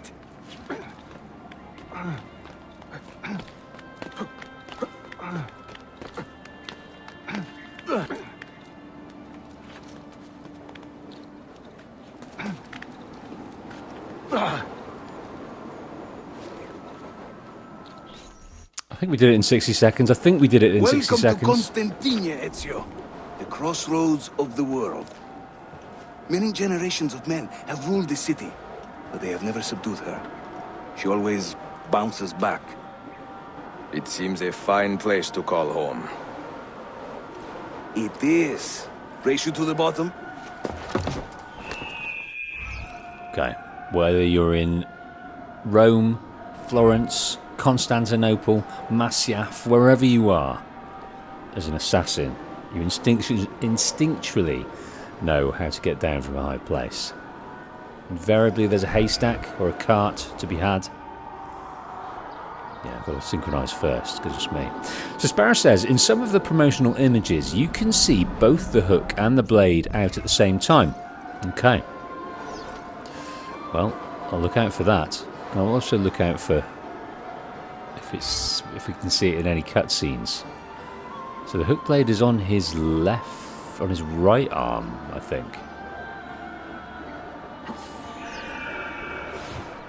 We seem to pick up 250 of the currency for that. I'm impressed, Yusuf. My brothers in Roma would like this. Just give credit where it is due. Yusuf, çabuk buraya gel. Huh? An attack on two fronts, Galata and the Grand Bazaar. Every day the same bad news. How is your appetite for swordplay? I do what I must. Good man. Getting into a fight. Word has reached Yusef that the Templars are attacking two separate assassin dens. Follow Yusef while he conceives a plan. Perform a zipline assassination. Okay. Right, you lead the way, Yusef. And then I thought they slowed down at that age.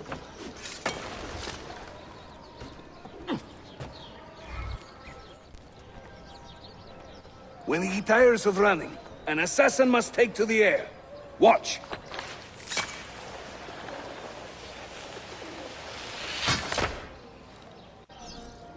Follow Yusef across this line. Okay.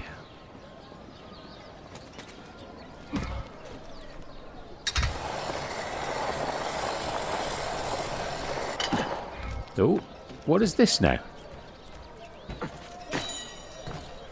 What have we won there? I've forgotten about this particular collectible.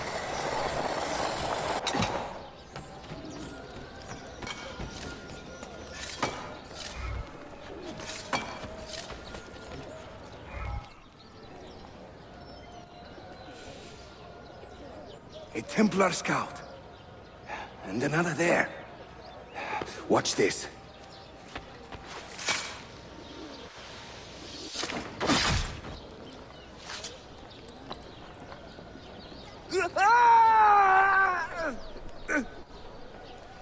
Assassin! Help! He sets them up, we knock them down.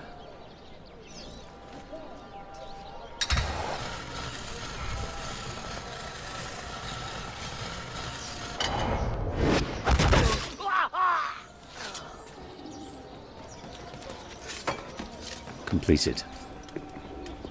Time to part company. I'll head to the bazaar. You stay here. Do you see that tower? See. The Galata Den. Evet. I can't be in two places at once, but with you here, I don't have to be. Haydi rastgele.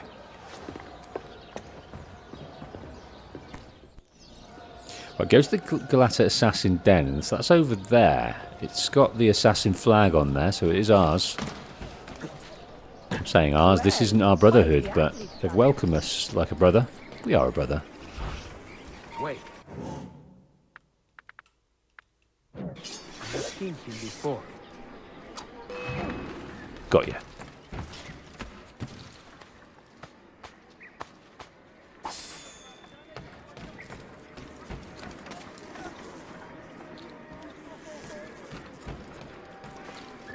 Right, yeah. I think I'll take this zip wire down.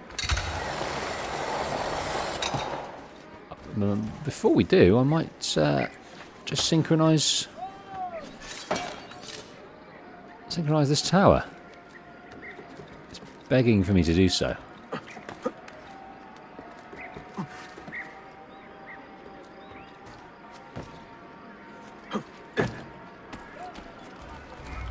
Okay. Now, synchronizing was always triangle, always. That kind of the triangle of buttons was, you know, X was your feet, left and right, so, you know, square and circle was your hands, and triangle represented your head on the PlayStation at least. And so it's a bit odd to have synchronization now as L3 and Eagle Vision as L3, but there we go. They had their reasons.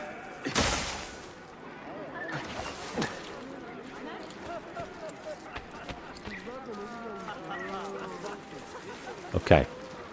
Yeah. So I think this might be the den defense. As far as is talking about it here, as far as opinion, it's the worst part of the game. I must admit, I didn't flock to come back to it. It seems slightly crowbarred in for a bit of interesting content, doesn't it? But it has its moments of engagement. It's just not something you want to keep repeating. But let's have a go. Memories progress, leave currently. What, we've got to go up the top? What a fantastic spectacle. Why At the top, sir? rabid monkey?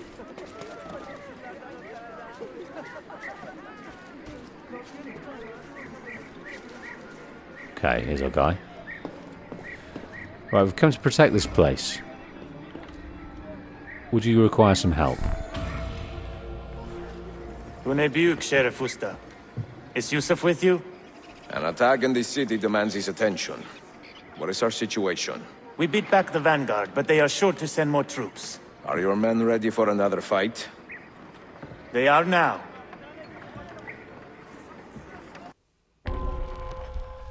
On the defense, the Templars are preparing to attack the Galata Assassin Den. Lead your fellow assassins in its defense. Now, I remember, of course, doing this tower defense game, and I did enjoy it, but I don't remember having to do it that often. I don't think it's essential to your enjoyment of the game to keep coming back, but there are some Templar attacks that go on. We'll try and keep on top of them. And we'll try and keep on top of this, because it's quite a fair bit to learn for a game you don't play a lot particularly. Didn't read that then, I should have done.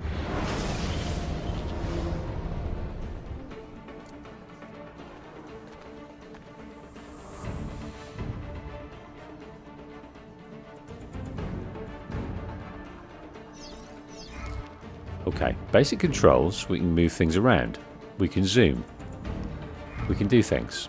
Locked rooftop, defending units cannot be placed until a rooftop has been cleared. Place a leader by moving your cursor to a locked rooftop. So where should we put him? I think we'll keep him nearby, over here. That point. Placing units costs morale. Morale is earned by killing enemies and generated by leaders. So at the moment we've got 40. To add a defending unit, press R1 to bring up the unit wheel, then select the crossbowman. Okay, now we put the crossbowman with this guy. Can't really see. Well, we'll put one here. Make your stand there. We'll put one here. Make your stand there. We'll put another here. Make your stand there. We'll put Hold another that there. point for me. And another there.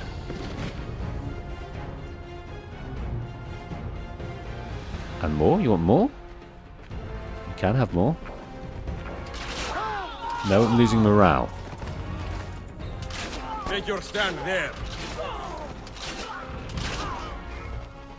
Barricade. Barricade can be placed in the streets to slow the Templars' advance. Press R1 to bring up the unit wheel, and we can pop in a barricade. So I think maybe here rather than closer, so we can aim at them. Maybe there. So they're locked in the barrel. Can we add another one? I don't think we can. We haven't got the morale.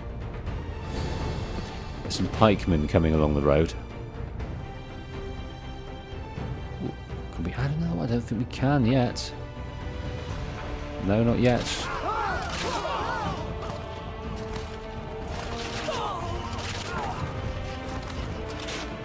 So we need 10 for a wall. The wall's okay, so I'm going to keep hold of that for now. Right, unlock another rooftop. Let's get another leader, okay? So you can go up there, man. A good guy. I need you to hold that point. And then we can... Rifleman. We can grab some riflemen. Hold that point. One here. Make your stand there. One there, so we've got 2 riflemen. Only got 1 barrier. I'm happy with that right now.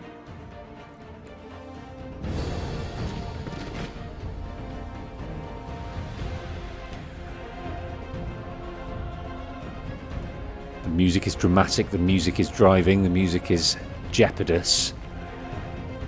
They've come to take over Galata Tower. These guys aren't going to let them. Make your stand there. Oh. Oh, it's the barrier is getting Hold there. got.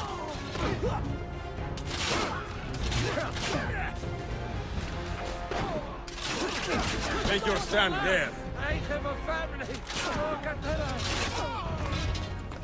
Now move the cursor over the Templar group and press L1 to fire a cannon shot. L1, okay, well, we'll wait till they're there. Or hold, then release L1 for a cannon salvo at that location. Aim for that. That worked beautifully. Beautifully. How many cannon shots we've got? Right there. Oh yeah, I can see the cannon shots. Alright, I'm going to let these guys finish those off. Den defense. More Templars are on their way. To halt their advance, place riflemen in the rooftops and barricades. I'm tempted just to stick with 1 barricade. Secure that point. I need you to hold that point. Hold that point. And just for stick me. with our guys. Just stick with our dudes. Hold there. Got lots of morale. Make your stand there. Move cursor over an enemy and press square to shoot so we can get involved in the action. Make your stand there. I'm just going to absolutely team them with riflemen up here. Hold there. Building up our cannon shots as we go. I'm not going to waste them just yet.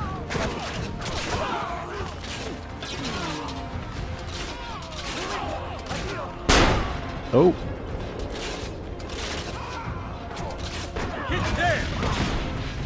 There we are. I think we're doing good. I mean, the barricade is half got. That's okay.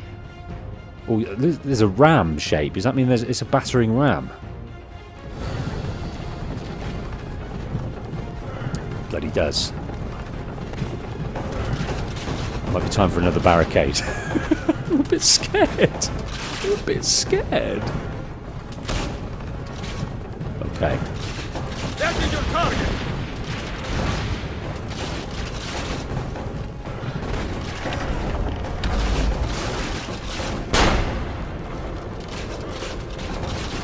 Oh dear.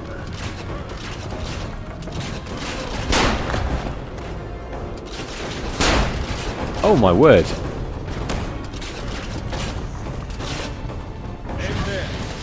There we go. Took 2 barriers.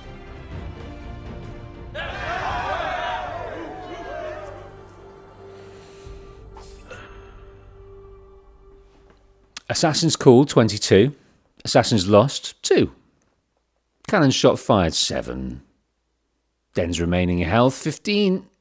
Morale remaining 74. Total 80% sync. All right, well, that's not too bad. An 8 out of 10. So we've got 100 money. Our assassin apprenticeship's XP was 800. We got some items. A datura powder, lamb's blood, and a sticky pouch. Well, you don't want to... I imagine most of the men have got sticky pouches. That was quite stressful work. Now we've got new units of air assassins. Wow, they get down and dirty from the roofs.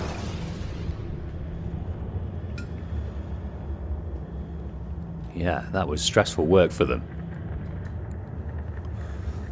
Organised and stressful work. Send word if the Templars regroup. I will be with Yusuf at the Grand Bazaar then. Take a ferry across the Halij. It's the fastest way to the peninsula.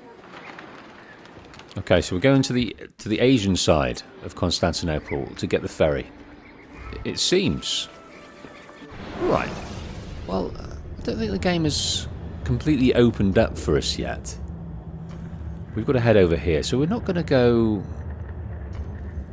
and explore this area yet. Let's kick it until we're comfortable with Constantinople. We've been introduced to the whys and wherefores by Yusuf, and we've got a definite plan. Let's head over to this memory start. Let's just kick it with the main missions for a hot minute.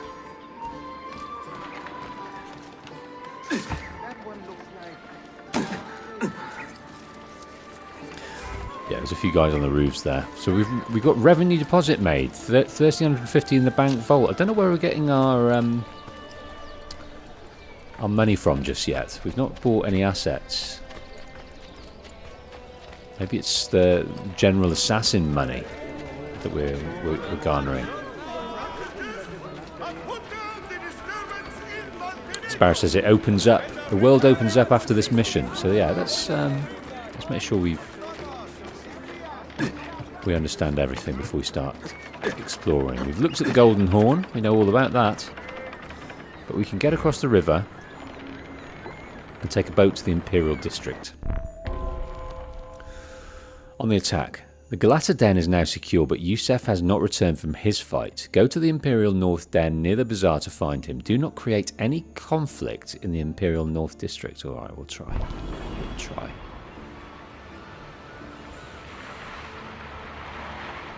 The beautiful other side of the city. Istanbul, Constantinople, many names. Come meet my new friends! Get him! But did this not count as conflict? Maybe we're not in the area it was suggested yet. Hook and throw. I want to try that, but I don't think it's going to let us.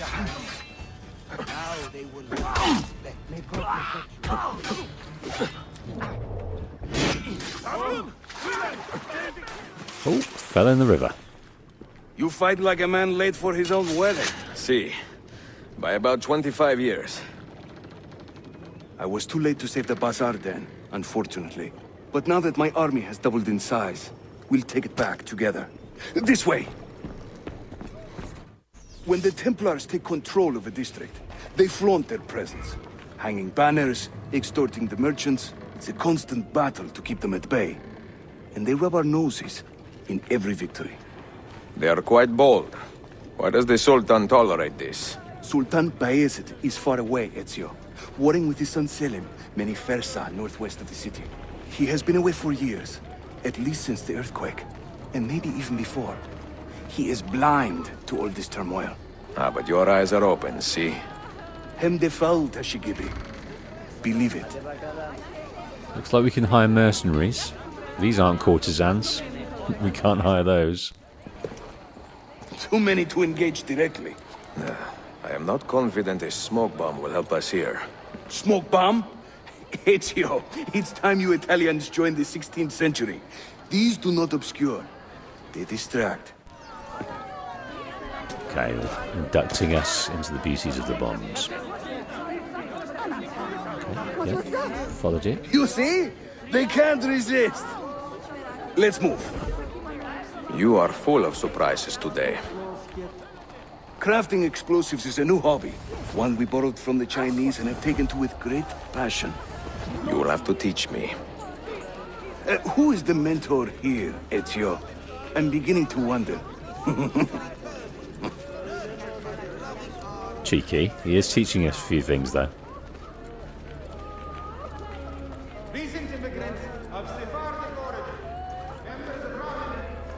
Oh, Kiki says, I think you can enter an automatic walk, which I think I've just entered here. Yeah, it's useful. If a little clunky. Yeah, so this is a lot more colourful, this side of the city. People wear a lot more sort of bright, garish colours in their outfits. Your turn. Make me proud. Okay, what have we got here? What's the name of this bomb? It's a cherry bomb. Throw a cherry bomb into the street to attract the guards. Press R1 to open the wheel and select the bomb. There we go. He will get an Hold aim. from the guard walking around like that. There we are. That'll get in there.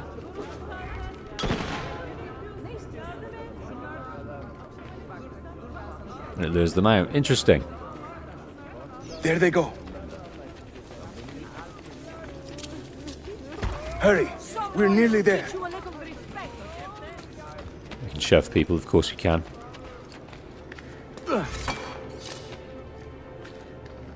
Bomb throwing. You can also tap to drop a bomb at your feet while running. Okay, well that would be more for the smoke bombs, I'm imagining.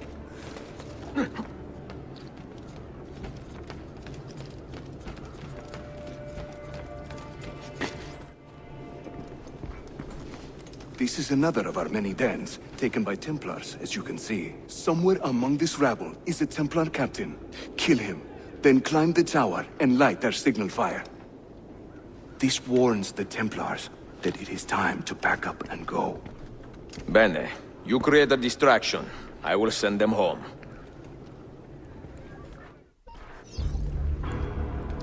Imperial North Den attack. He's got the distraction.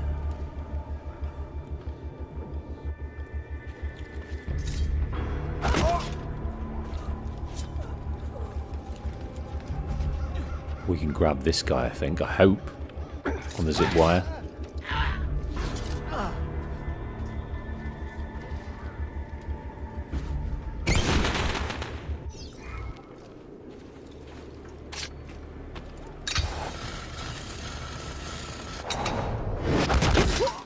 It's you over here.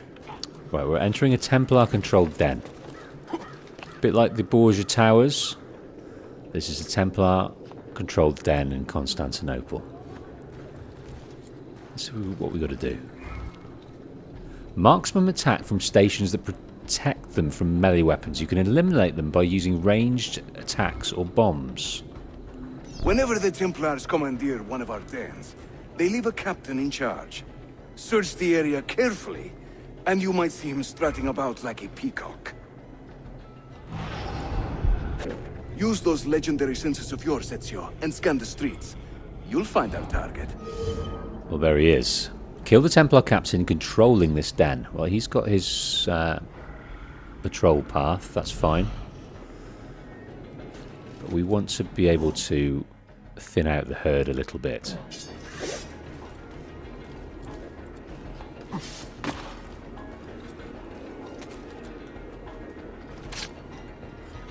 I was going to get him from afar, but I think I'm going to grab him here. This guy I will get from afar.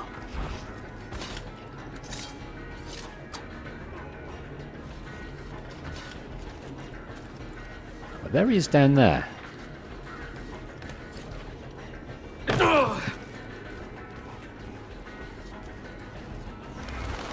Let's head across to this over here, and we can grab him quite easily, like this. Oh.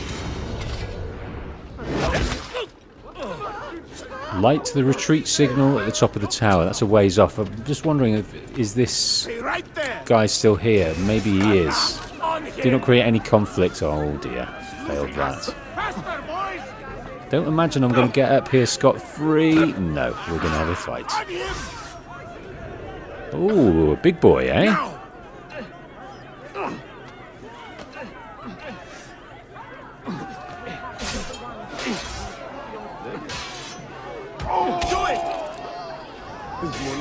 down?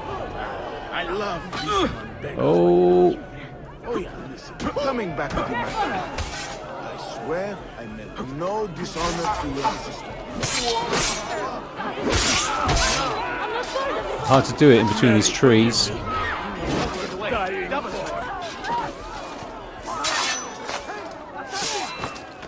Okay. That's a shame. That's a shame to have failed the synchronization there.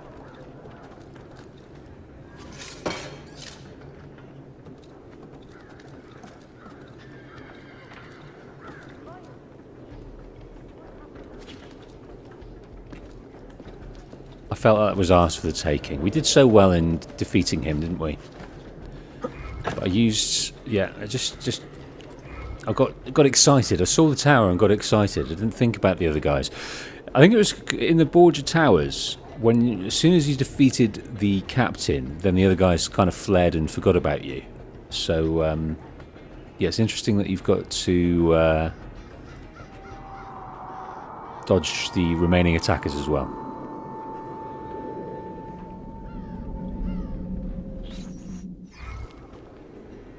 So that's 3 of 22 synchronizations in the city. I look forward to each and every one of them. Ah. No. We had to burn the tower. I think. Had to burn the tower. How do we do that? Managed to synchronize it.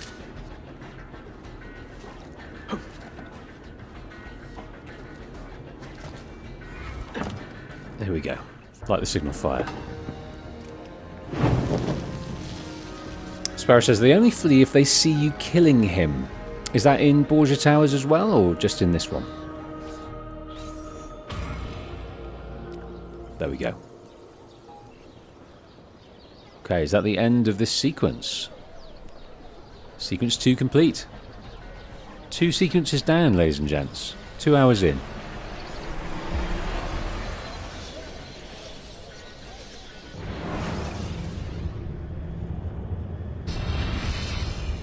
I'm seeing very strange activity in the Animus. Oh? The CPU should be fairly idle, but the system monitor is spiking regularly, sometimes as high as 85%. Is it serious? I'm not sure. Desmond's signs are stable. Well, if there isn't a problem, let's not try to fix anything. Fair enough. God, I need a drink. Okay, so maybe they don't understand what we're doing right now in the Animus. I was thinking they'd get the feedback, but it seems like they don't know what's going on. Desmond, think about this. What if I went with you? With me? Where? It could work. Just for a while. Until I found a way out. Another body, maybe, or a...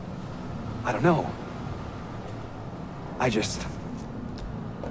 I don't want to be here anymore. That's not going to happen. I'm sorry. No. I guess I had my chance. And I wasted it.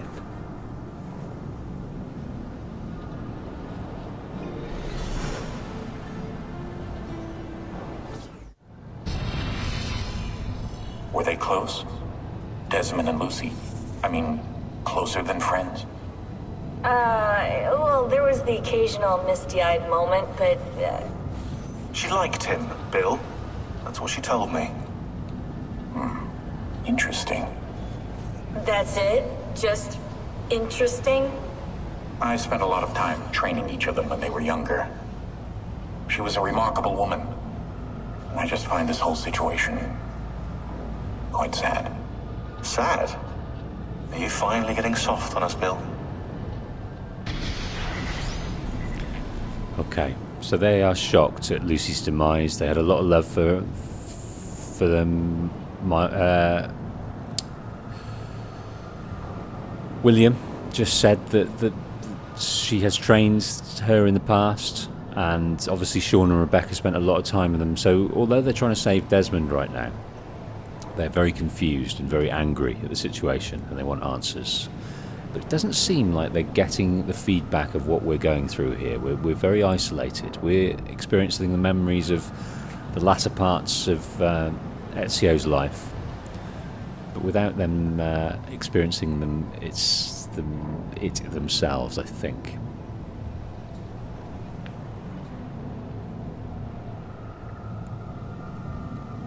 So Havoc says, will we be doing the Desmond files? I think it's pertinent that we do. We get to hear about Desmond. I can't remember which is where, because these are quite similar to the DLC. To a degree, I think. But I think that's all about Lucy. I think that's all about Lucy. Let's try 1, shall we? We're at the end of sequence 2 here. So we can go in. We don't want to go in out of sequence though, do we? Let's try one of them. The Desmond files. Are you sure you want to begin Desmond's Journey Part 1 Doubts? Yes, please.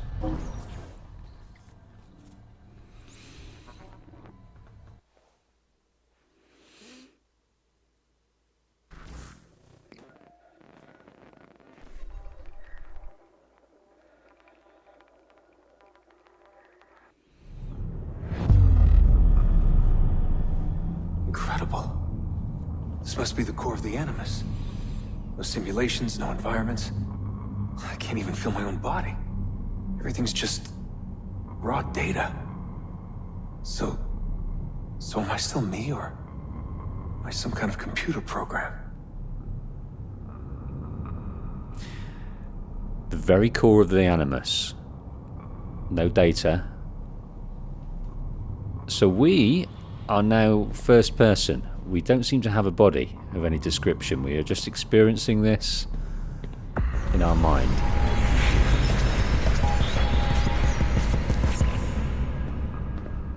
This is quite exciting because I cannot remember much at all of what we're going to experience here.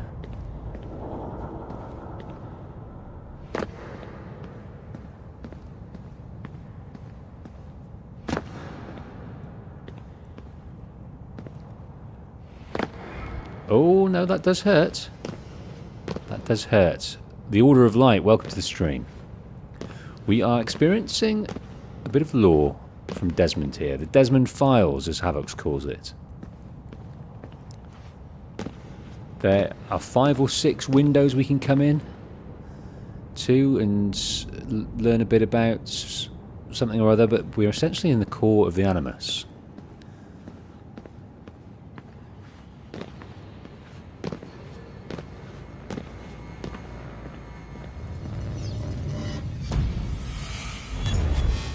That opens up. Yeah, it's not. It's actually parts of this are, as I remember, maybe quite tricky. I was born here. The farm. Yeah, they called it the farm. My parents, 24 couples, some kids, a community, hidden away.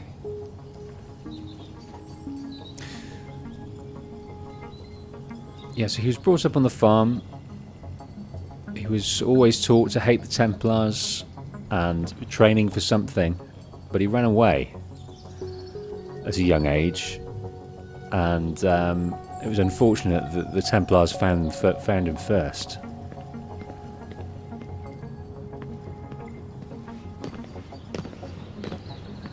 I think he was very good. Small houses in the Black Hills. Right. The clear skies, wood smoke, wind. The stink of gasoline, generators running day and night. I remember. Yeah, so I think he was very, very careful about not getting caught. He didn't use his real name. He was sort of off the grid in a lot of respects. Jobs for cash and things like that. But the way they found him, as I remember, is he did a motorcycle test, or he bought a motorcycle and had to register his name for that using identification. We lived simply. And that was almost that. Like nomads. So far from everything. Ready to pack up and go at the drop of a hat. If we were discovered, if they found us. Okay, so it was an assassin cell that was very pertinent that the Templars didn't find out, because they would look to destroy that cell at any opportunity. It must have been exhausting for a kid to go through that. Constant anxiety. Feeling the constant anxiety of your parents, being trained for things, seeing normal kids live their normal lives, and you knew dangers that you shouldn't have known about.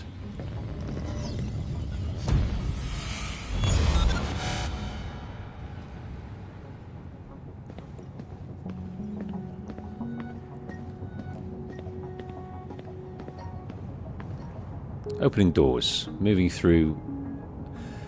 I mean, it's only a short jump from being sort of precursor-looking temple-like, but it's got none of the glyphs. It's similar in that design, but it does. Sparrow's mentioning here 1984. It does look dystopian, but it doesn't look precursor. But The farm. not dissimilar. It wasn't much of one, was it? Not a proper farm. We grew some food. I don't remember any animals, though. Maybe a few dogs. You do have the option of getting these squares here, but I can't remember if they afford us anything. I think it's more like a trophy to tick off. Right. This is kind of like dense matter that we don't want to touch, really, I don't think. I mean, I might experiment touching it now. What happens? Well, nothing now.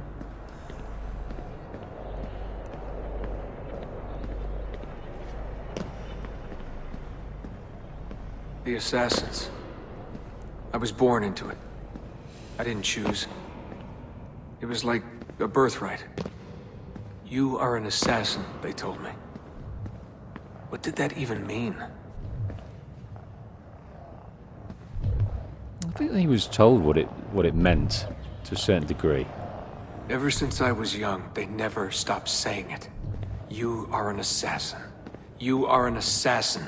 And this is our creed. Sounds like Desmond was a little bit dumb. I think they basically revealed a lot of what it meant to be an assassin and what the threats were. It's almost as if he was saying, why do they keep mentioning assassins and Templars? Why do they keep going on about it? Is it important? It sounds like he might have been just a little bit slow off the mark. Desmond. Then he just got really irritated by it all after a while and just thought, you know what? F this. I'm getting out of here. Nothing is true. What did that mean? A world without purpose? I don't think you asked enough questions. I think he must have been pissed off at his dad the whole time. Pissed off at his dad for being serious, having expectations that were beyond the ken of a young lad. And he just didn't want to know. Like, he was just sort of rebelling against what this guy was saying was important, when he just wanted to ride motorcycles. Everything is permitted. Everything is permitted?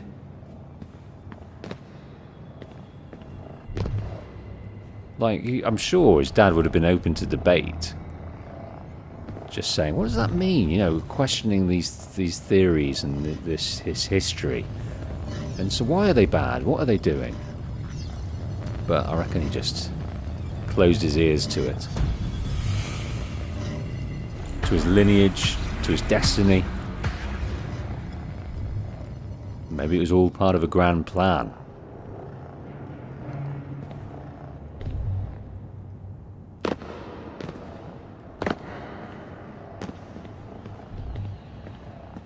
They're looking for us, and they will not stop until every one of us is dead. Okay, I need to get that. Yeah, he's come I back believed down. for a while. But I never understood. That's the trouble when you're born into something. Oh, belief dead. without understanding. Everyone was so serious. Scared, too. Dead.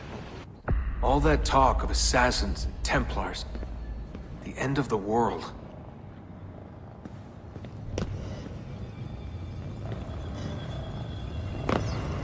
Oh, oh, oh.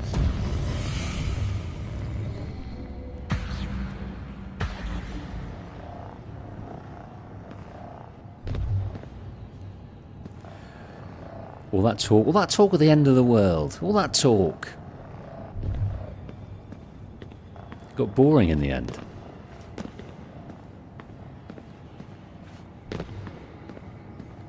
I relate to that quite a lot. I was a very disinterested child. The kind of conversation of grown-ups I couldn't have cared less about. When grown-ups told me things, I just completely closed my ears. All I wanted to do was ride bikes and watch TV. Anything else was just of no import to me whatsoever, so I would have been even worse than Desmond Miles. Live by the creed, Desmond. Empower yourself. Press R2 to spawn. Alright. Oh, okay.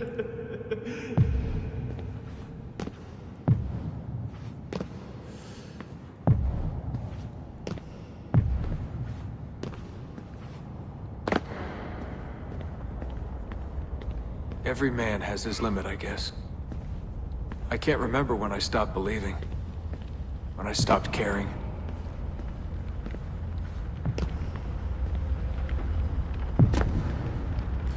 I imagine you stopped caring pretty quickly. I reckon you just didn't like your dad. God, it all sounded so stupid. I couldn't hear the word Templar without laughing. And assassin? Forget it.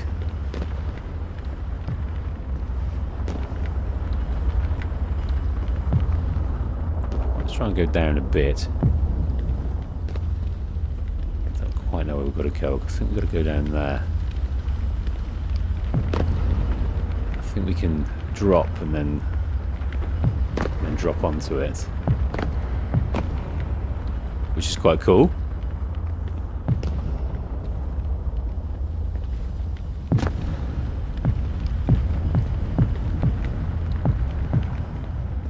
An ancient war, they said. An endless struggle. But I never cared. Who knew it was possible to bore a kid with war stories? I think we're able to change the angle of it somehow. Oh, look at that young kid up there, the shadow, the silhouette of the young kid. Just completely lost in this childhood that he wished he didn't have. El Kiki says, Wolf, do you think Desmond has gone through some developments, character, emotional arc development since AC1? Yeah, I think we've been... I don't think tons. Not tons. I don't think he changes too much. We learn pretty early on about the farm and in AC1 about how he ran away. I think in Assassin's Creed 3 is where we really understand that relationship, because he is who he is because of his upbringing, and we get to understand that upbringing even more than we do here, or at least the relationship with his father anyway. So El Kiki says, I feel like he's lost a bit of his sense of humour. Yeah, maybe. Maybe. I mean, it might be quite tough to hold on to your sense of humour in this particular period, where he doesn't know if he's ever going to get back to his body. And the kind of banter of inside Monteriggioni is gone, isn't it? You've just got the weird and wonderful Subject 16 to bounce off.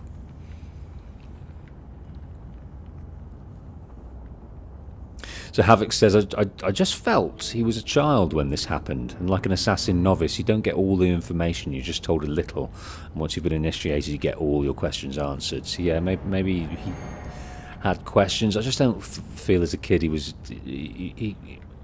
would have asked those. like some kids would, but I think Desmond, I relate, like I said, I relate to Desmond because he's just like, oh, what, that's for adults. That sounds ridiculous and boring. I'm not going to talk about that.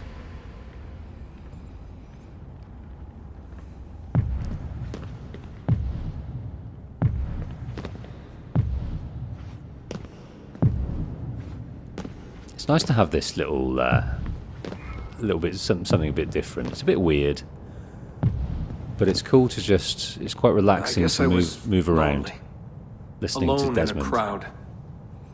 If I could have told them that, maybe they would have listened. If only I could go back. If I could tell them I'm sorry. You're not equipped as a kid to do these things. I mean, loads of kids feel lost. They don't know what questions to ask. They don't know how to be in their own skin. It takes a while. Sometimes it takes a lifetime to work it all out. And there's no point having these regrets, looking back, oh, I should have done this then. If I was like this, there's absolutely no point doing that. You can't go back in time with the experience you've got now to fix those mistakes, because you wouldn't be where you are now without those mistakes, without those things. So it's all a process. So him saying, I wish I'd done this, I wish I'd done that.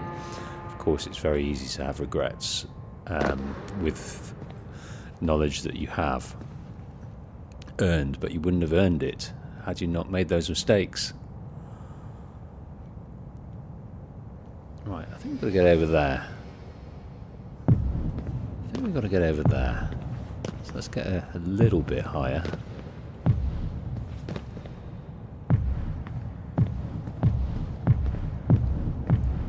Yeah, never have any regrets about mistakes, because you'll pay for them at the time. And you'll learn from them. Only regret them if you make the same mistake again.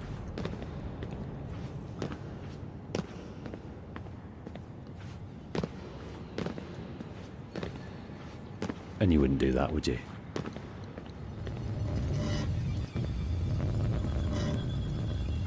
It's not like letting me touch this one. I want to touch it. I think maybe because we've already touched that one and we're coming back to the beginning.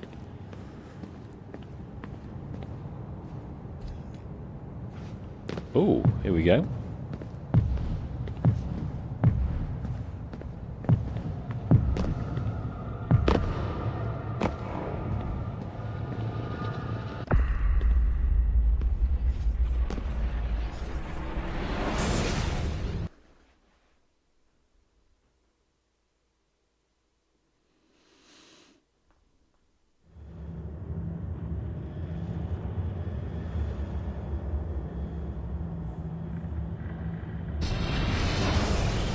Were they close?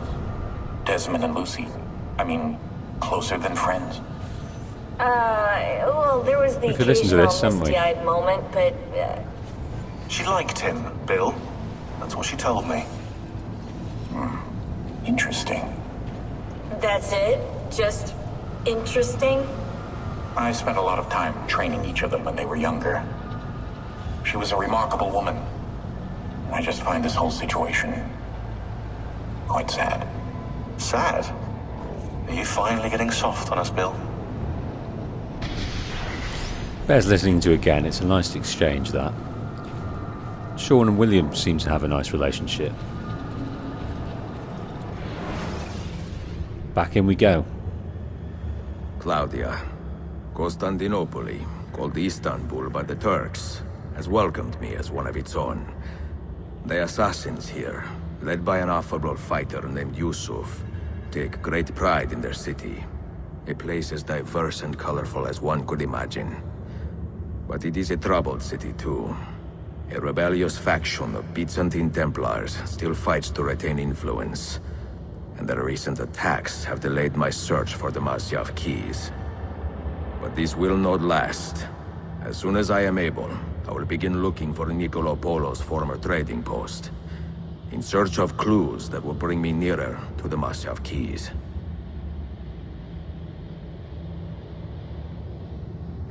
Right, a line on Nicola Polo's trading post. It's interesting we're writing back to Claudia as well. We don't meet Claudia in this game. It's a shame. I would have liked more from Claudia in this series. I really would have done. Because she became an assassin after all. I would have liked a few missions. Maybe How did we could do? have even been Claudia. We have won the day and recovered that den. But we lost a few friends in this fight. So much death for so little gain. You have some experience recruiting new assassins, do you not? More than a little. The people here are quite sick of these Templar attacks. Can you turn on your charms and find us a few more recruits? See, but this den will not do for training them. Not this soon. A good point. Speak with one of my men in Galata after you are finished. He can help you begin their training. Okay. So. They've lost a few folk here with those Templar attacks. The Byzantine Templars are rising. They're trying to take over the assassins. We need to get to the bottom of that, of course we do. But in the defending, in the attacking, in the fighting back against them, we're losing people. So we need to go and recruit some more, just like we did in Brotherhood. And then this game will open up. It's probably opened up now. And we can go and enjoy all sorts of things. Yeah, I feel like that's a hidden tomb. I was chasing after that. So we had to go there for this next memory start. There's bookshops to buy. Yeah, we want to invest. We do. We've got a thief assignment at the Thieves HQ. We can do that. That's Piri Reyes. We've got to go and see him. I think we should buy, first off, a bank. If we can afford it. How much cash have we got? 935. I think it might be a bit tight. So let's... Oops. Excuse me. Sorry. There's a few thieves around. There are. There's a few thieves around, but we'll get out. We won't hang around when we're thieving. No. How much we got now? Up to £1,000. What's this here? Is that a palace?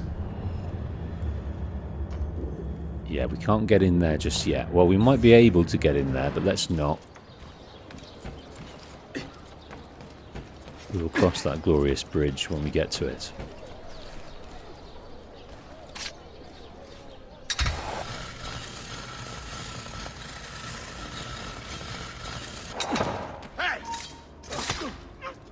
Hey to you. One in the midriff. Yeah, I'm glad you dropped there, because when you do, I can loot you.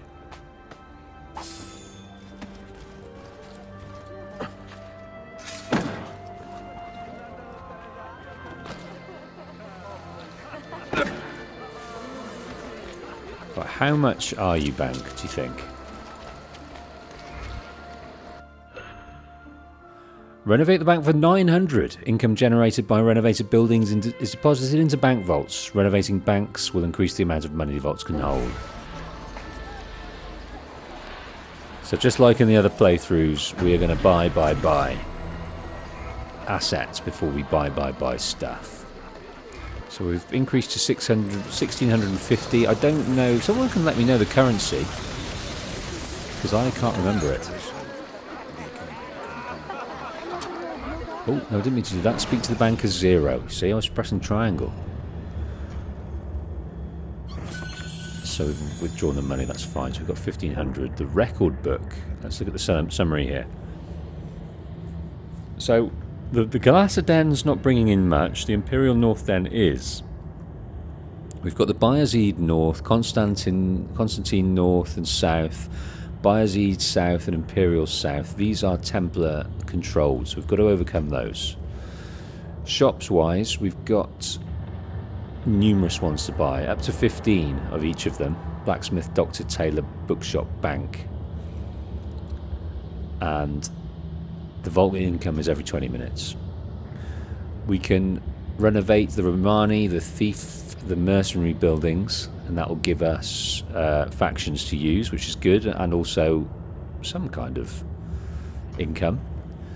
And then after that, it's all these wonderful landmarks, which in Brotherhood quite expensive for what you gave you back. So this will be the last thing to buy. This is just as when we're earning the big bucks, we might as well be spending them on big landmarks. But it'll all be over by the time we've been doing that. It'll all be over. We'll have a ton of money. We'll have all the weapons that we desire, and armor, and that'll just be to spend things we have. Business well concluded. Okay. It takes a long time to get into this map. What have we got here? The Herald. It looks like we've got some kind of notoriety that we probably want to get rid of. That was possibly because we were stealing. So we don't want to steal too much.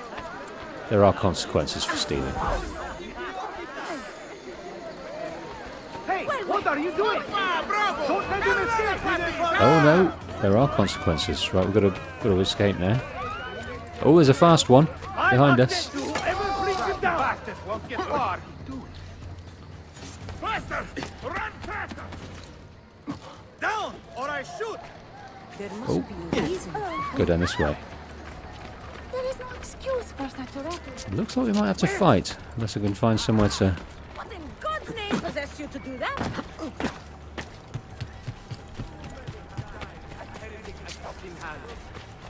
Okay, here we go. Looks like we can go over here. No, we can't. How's about that?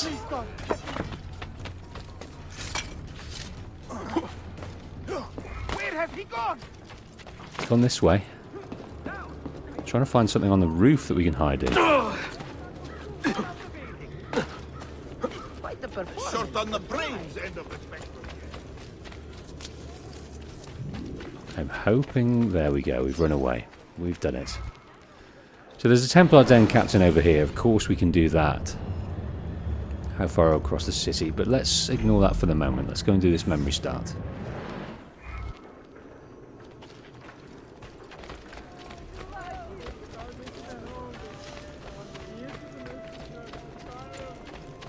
Beautiful Constantine night. Now, if you don't like it, Oh, some beggars. Right, recruiting.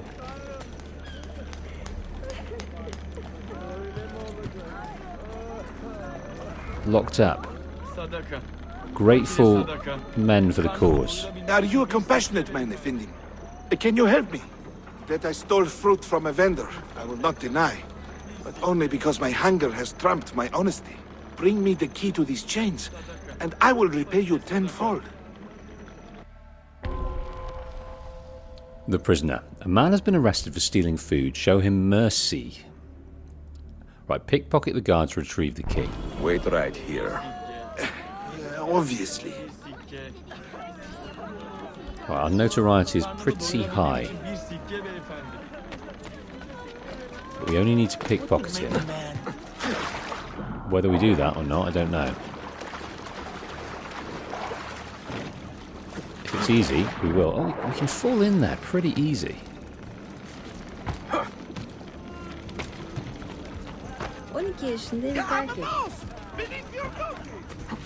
Right, let's go and pay this herald. Probably quite pricey.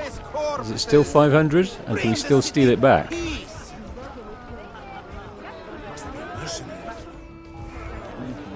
No, it's only 100. And we've stolen it back. The old tactics die hard.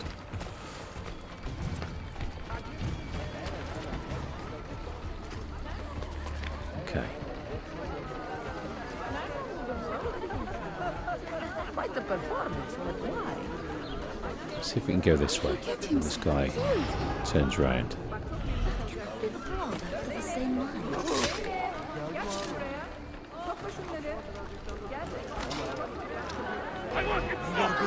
Oh, really?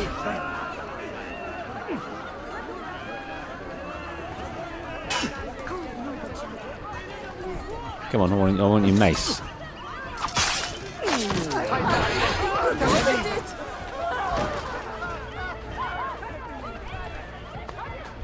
Right, loot them if we can. I am not involved. Please ignore me. I have done nothing. Right, so where's our guy? We've got to find him via... Is that our guy? That's a target. Okay. Steal the key. I've got the key. I've got the secret. I've got the key to another way. I've got the key. I've got the secret. I've got the key to another way. I've got the key. I've got the secret. I've got the key to another way. Bit of 90s happy hardcore for you there.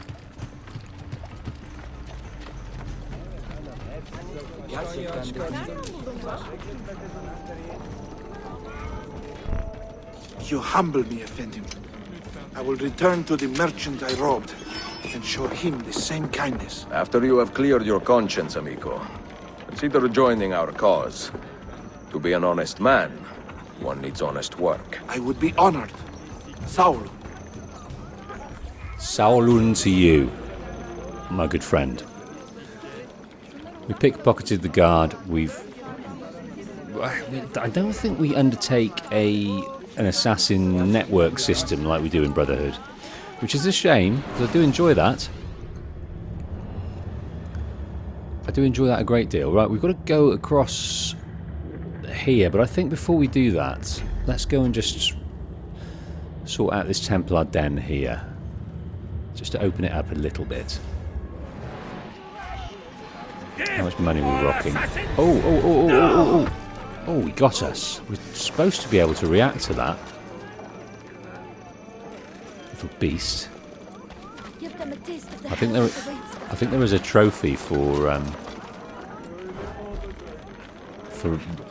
reacting to that and stopping yourself getting hurt, but I failed there.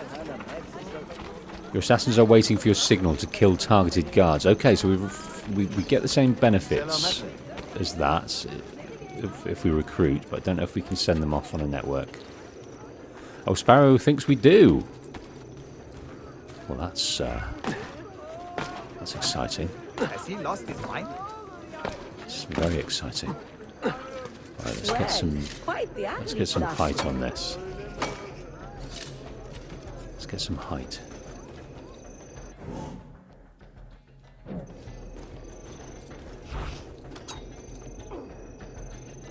One down.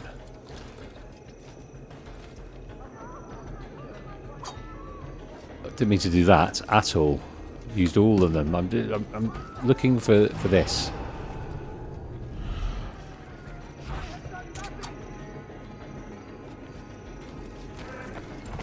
Okay. Let's loot him and then let's have another look around. It's quite a sprawling Templar den. It's a herald. Well, that's his... Ah, we have got him. This is his route round the place. Don't know how long it's going to take him to get there, mind, but this is his route. Unless, of course, that's where he's been and he doesn't come back. Tempted to wait.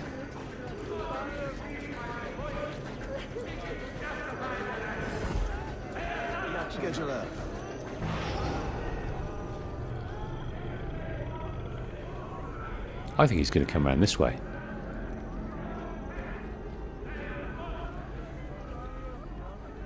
I'm really confident he's going to come around this way. I think we've just found the spot. There's two guards over there. They aren't the guards, are they? Well, they could be. No, they are not. They are not the guards.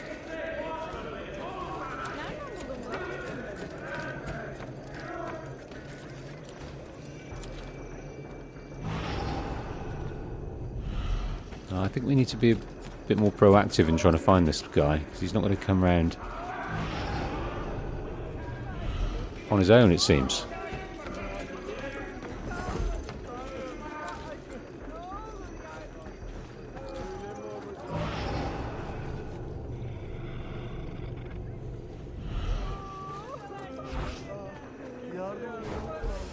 Yeah, I don't know if we'll get those two in a row, so I'm not too keen on taking those guys out in case we get discovered.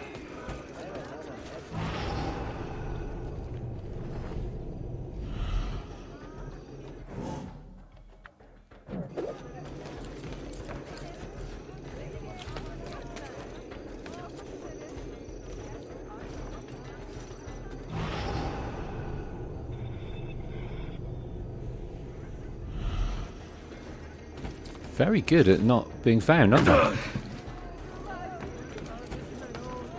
Wow, he's got a shot. Right, we're kind of on the edge of the area here. We can see their route. Is that where he starts?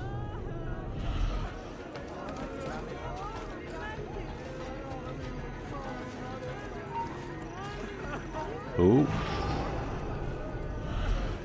I think I might have seen him over there.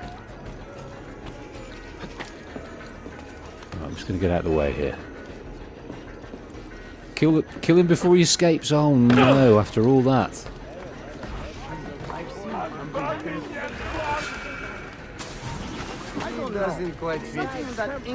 Where's he gone? Where's he gone? Where's he gone? Where's he gone? Where's he gone? Where's he gone? Where's he gone? Where's he gone?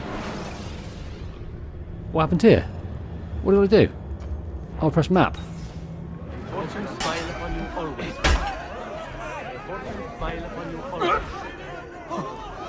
This morning's shakedown? I love beating beggars. Coming back to the I swear I make no dishonor to you. Did I kill one of them or did I fail? Tough to say. Right. Weapon out then. I told her as she found there, that's no way to treat a love. So how's your brother's leg? I don't know what's going on. Well, I've defeated those guys, but did he run off? Did I get one of them? I felt like I got him. But it's tough to say. It didn't say I'd failed. Do I have to go up and light the gubbins? Or am I... I think it would tell me if I needed to do that, wouldn't it?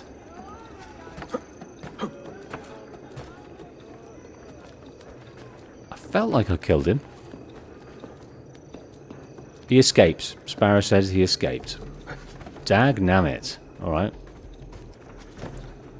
That was an abject failure. We can synchronise though. Not that it'll do us any good. It might reveal a bit of fog on the map, but it won't free up any shops for us, which is a shame.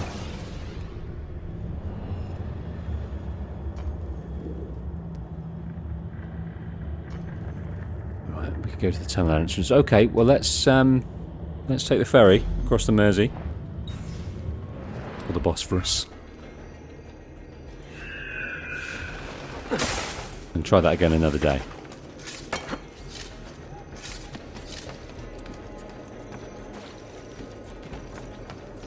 I didn't see the warning said he escaped. You've ruined it. I didn't see that warning. Must have been lost in a haze of Byzantine Templars.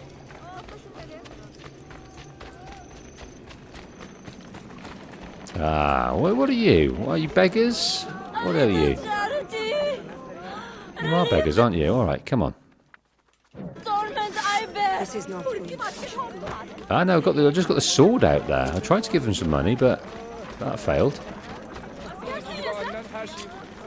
Just got the sword out and they fled. I think they know which way is up. With their perms. Okay, how much to cross the ferry here? No, I don't think anything.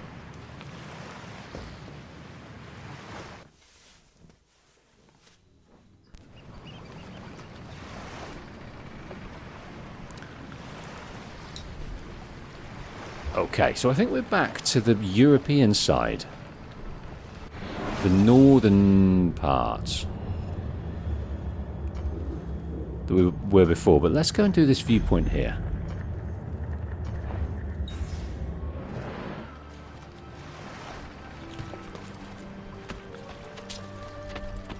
Yeah, a bit disappointing about that Templar district. We had some money to spend. We'll have to spend it this side of the river. I'm very intent on getting as much money as we can quickly. So that means getting the money into the shops as soon as possible. Time is money. Every 20 minutes there is money.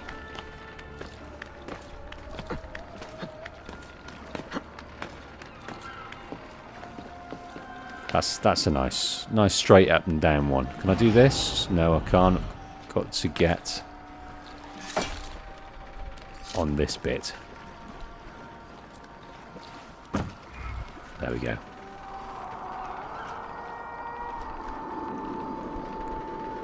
It's sort of like a minaret tower, isn't it? It looks very sort of Middle Eastern compared to the turret towers. I suppose they got them over there. They're slightly different. Well, maybe I'm talking out my arsehole.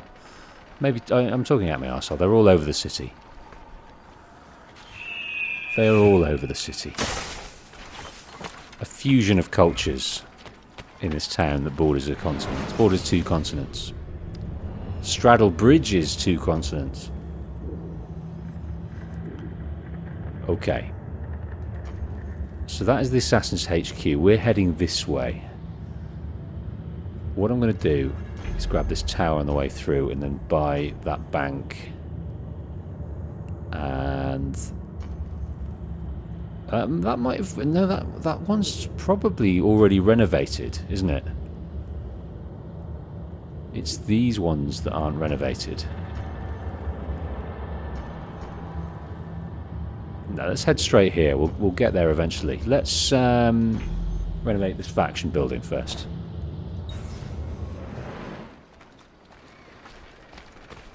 We'll get there eventually. Let's not go out of our way. We're going to be crisscrossing this city. There's no tomorrow.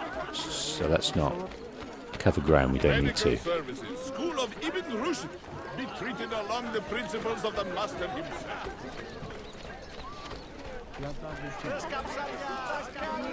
Excuse me. Yeah, I'm not sure the value of renovating these factions in terms of money. Most unusual. It might be best for us to leave those, but let's have a look anyway. It's over the other side. Come on, I want to get up here. It won't let me. A bit old to carry on like that, no?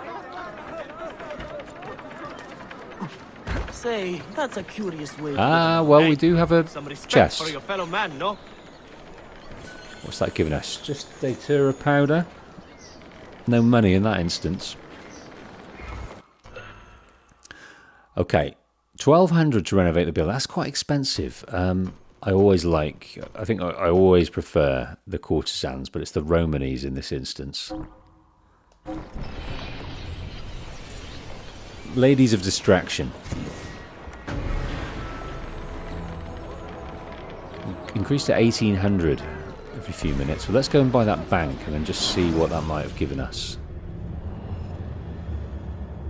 Here's the bank over here. How much we got? We've got nothing. That was a mistake. That was a mistake. We need 900, I think, to buy that bank, at least. So unless we find a chest or two, which we may do if we look. Listen out for the twinkles and the glistenings.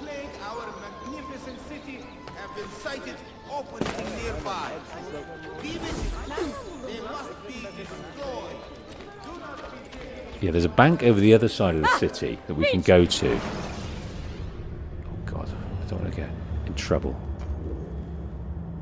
There's a bank over there all the way. Do you know what? Let's ignore it. Let's ignore it for now. Rather than tread back through old ground.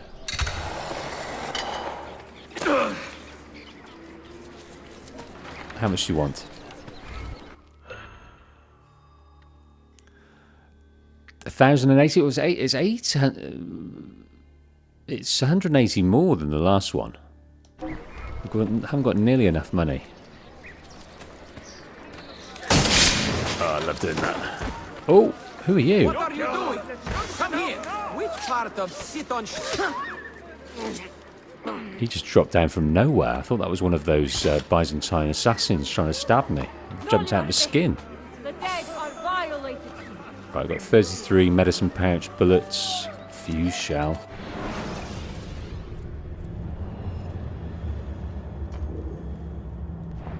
I'm looking for somewhere to decrease my notoriety, but there's nothing around too much.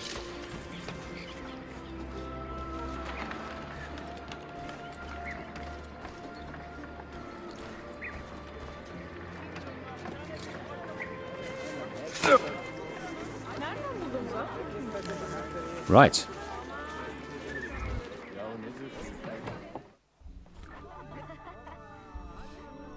What have we got? Ah, I think this is where we send our assassins to work. I'm remembering now. One of your assassins is gaining enough experience to lead one of your assassin dens. Den leaders can progress to the rank of Master Assassin after performing unique missions with you. Once assigned as a den leader, that assassin will be linked permanently to that den, so choose wisely. So we've got Gerardo Lippi and Kadir Oglu Suleiman. Well, it looks like we haven't got this guy. So Gerardo, it's up to you. Yep, you can be the den leader. Now talk to our apprentice. Gerardo, how you doing?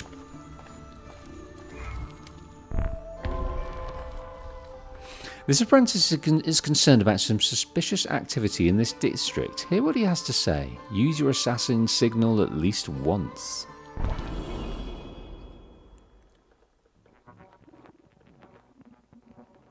Mentor, we have a problem. A great many assassins have disappeared in recent months, and I believe I know why. Disappeared? Do you mean they have been killed? I fear so, but there is no time to explain. Hide in the park west of here, and wait for me to arrive. You shall see for yourself. Okay, reach the outskirts of the city park and keep an eye on your apprentice.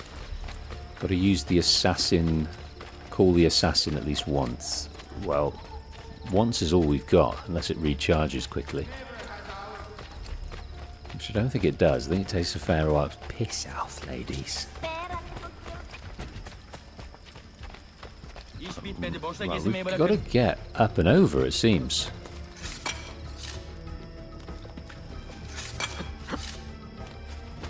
Got to get up and over.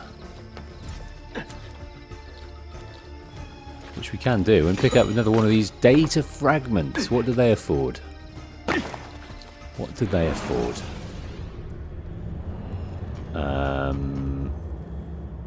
Inventory? No, it wouldn't be in here, would it? Maybe in DNA. So these are all the sequences. Challenges. Additional memories? HQ missions? No. Viewpoints. Animus data fragments. Yeah, so that's that. But what that gets us towards, I don't know. I think it might be a multiplayer thing, as I remember. But I might be wrong.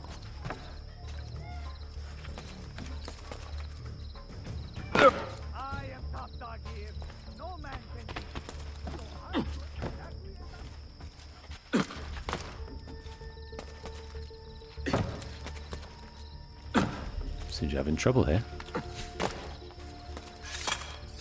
There we go. Here we can get over this almighty wall.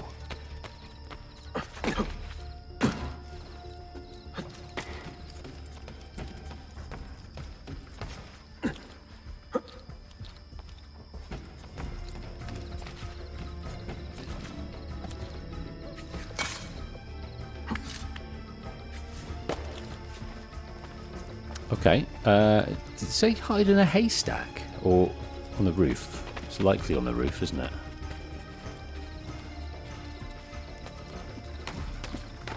He's getting old. Let's use the ladder.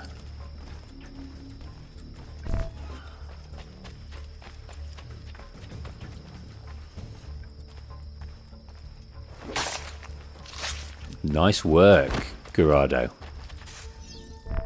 Right, clear the area of Templars. Right, I'm not going to use it for this guy because he's nearby. I might use it for the guy up there.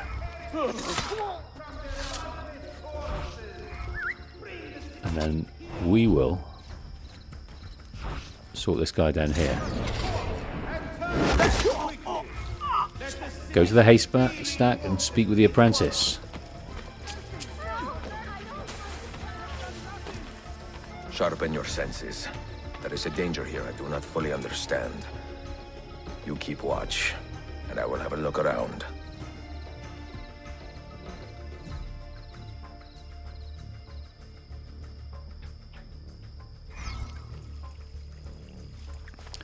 Okay, the assassin signal meter shows how long you must wait before calling the assassins again. We understand that. Okay. Aim at suspects for a few seconds to identify. It looks like they're already identified here.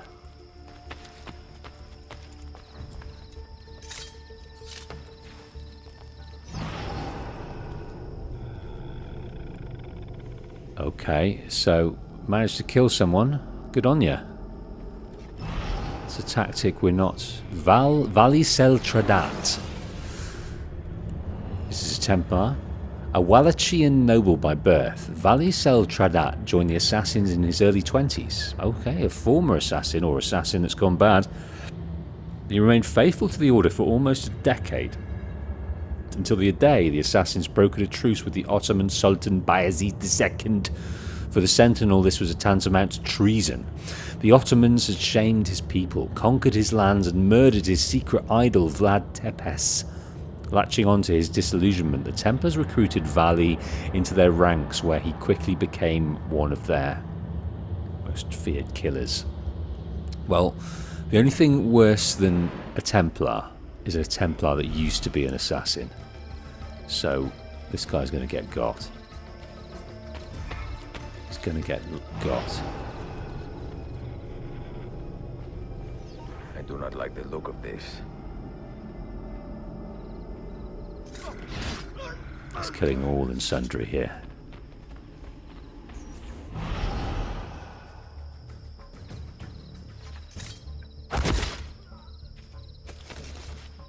It's got to be Gerazid's kill. I can't remember his name.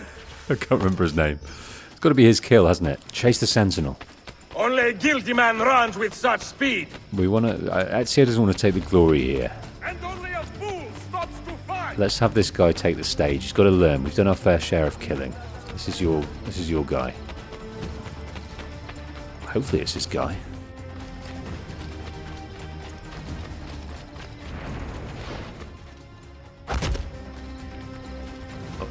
Right, we could have done that better ourselves.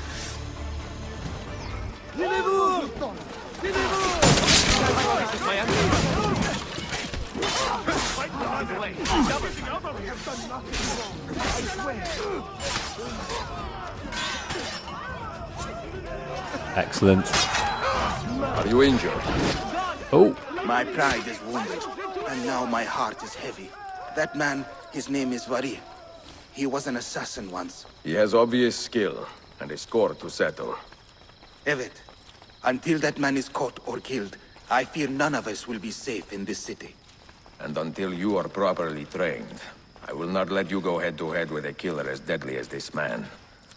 Let us focus on further honing your skills first. Well, I think Gerardo did wonderfully there. I don't think he put a foot wrong. I think this Valley guy is just particularly well trained. We couldn't catch him, could we? You would be a bright wrong, Gerardo, I can tell.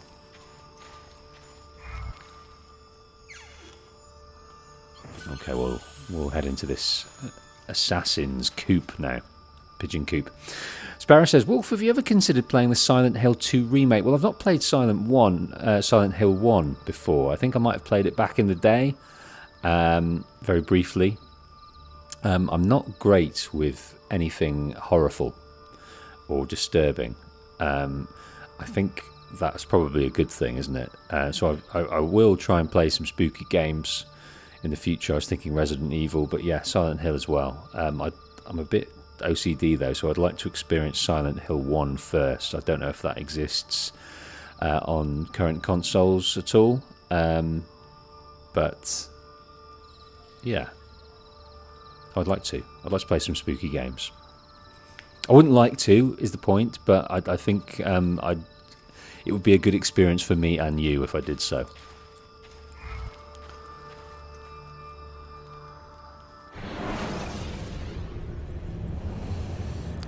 Okay, Mediterranean Defense. Send your assassins to conquered cities.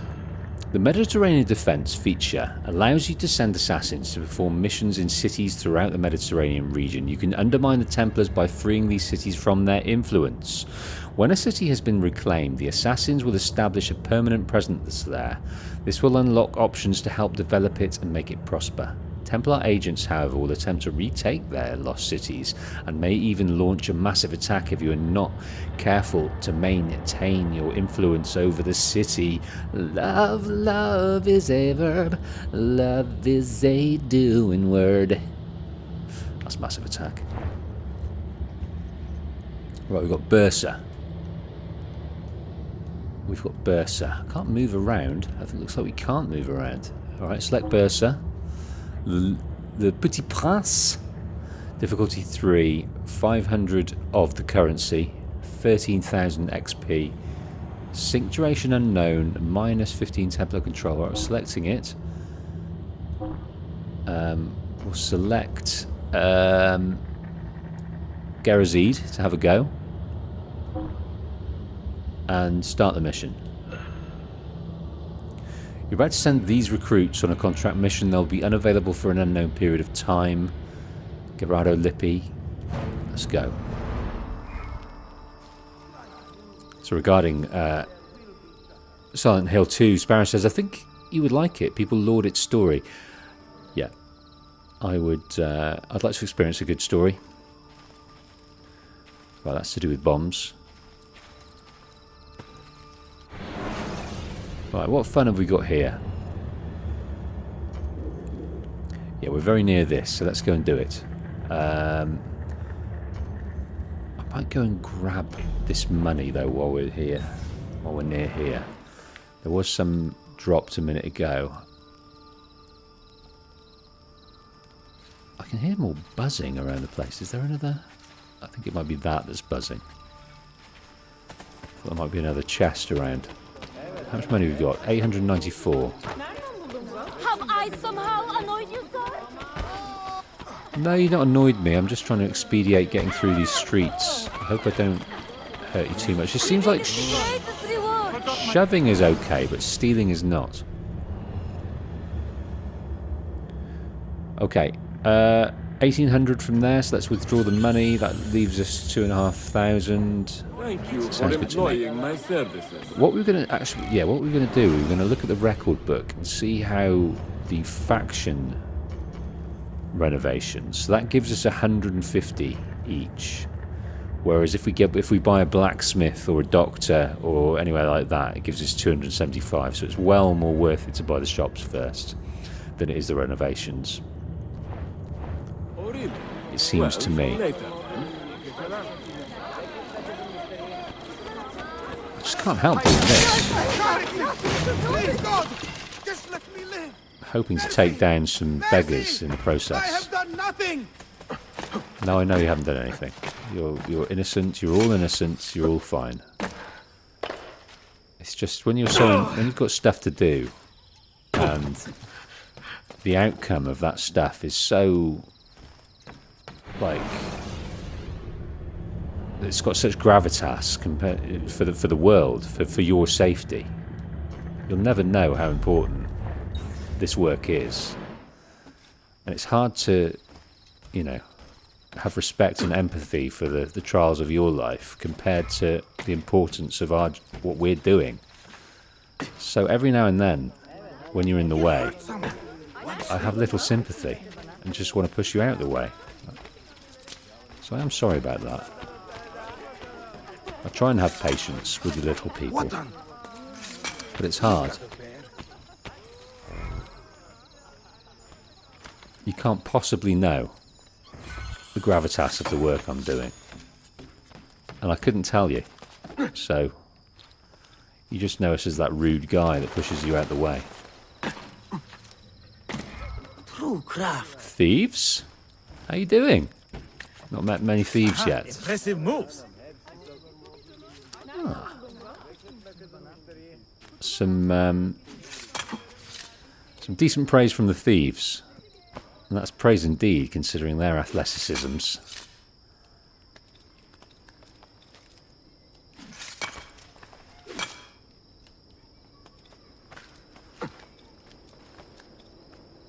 Right, I need to get here. Let's get over that way.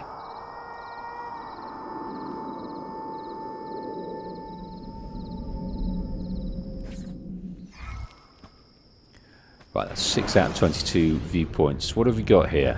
What can we purchase? Not a huge amount. Let's go and get this treasure, and then let's go and pay the herald and then not pay him. Because I think our notoriety is pretty high right now. Yeah, very high.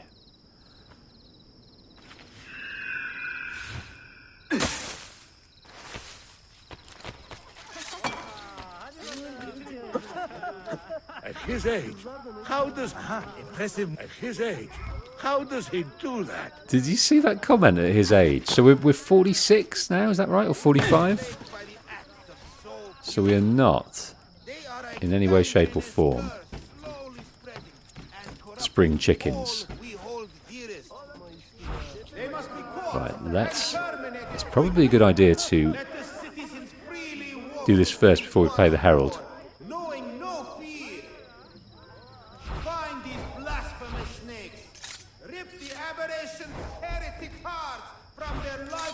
But I'd like to get them, but it's not letting me jump down with what we've got. Never has our city been so plagued by the acts of soul. There we go. Here we go. Oh, yes. Stop or die! I have done nothing! We are behind you.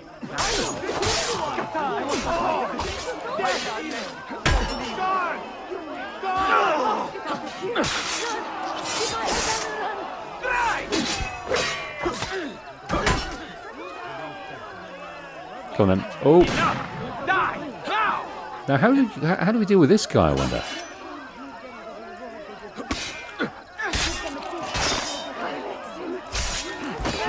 I mean, that's pretty cool.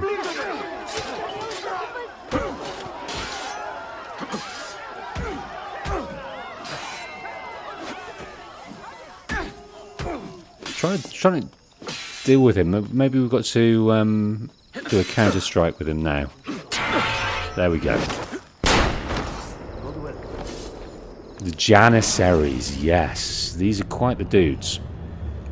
Both admired and feared by the populace, the Janissaries were the Sultan's elite soldiers, expertly trained warriors loyal only to their leader. Raised from early childhood through the Devshirme system. Devshirme system. Devshirme system? The practice of conscripting intellectually and physically exceptional Christian children for permanent positions in Ottoman military and government. The Janissaries were a uniquely influential social class, all their own. I reckon they were right arrogant sorts. So they knew they were picked for their intellectual and physical prowess. I reckon they thought they were the bee's knees. I reckon everyone hated the Janissaries. While they were not free in the standard sense, they nevertheless had an inordinate influence on imperial politics, and any man who failed to gain their favour would never become an effective ruler. Okay, so they were an independent military party, so they needed to give their favour to who they were protecting. As one historian of the era wrote, the Janissaries terrified the people of Istanbul. Above all, don't let any of your people get into quarrels with the Janissaries. The port functionaries advised foreign ambassadors because we would be quite unable to do anything for you or for them.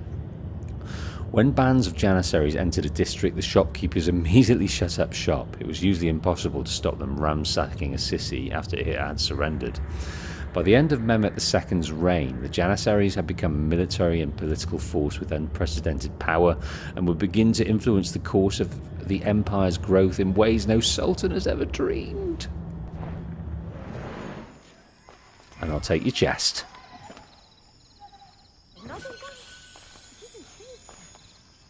Right, what have you got on you?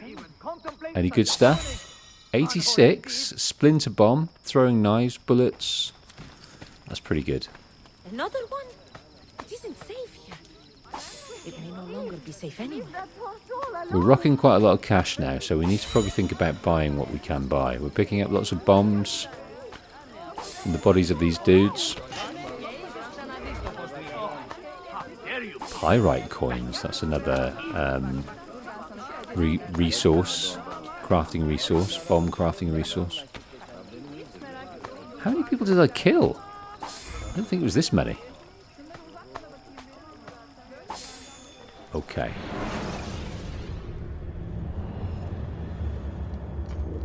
Yeah, we can't buy anything this side of town, which is unfortunate.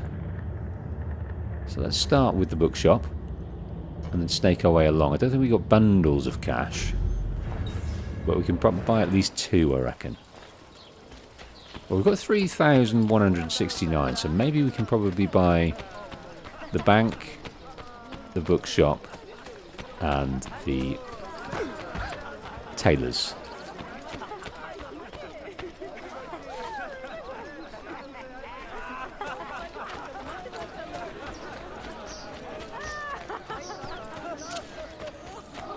Now here's a herald we should go and understand.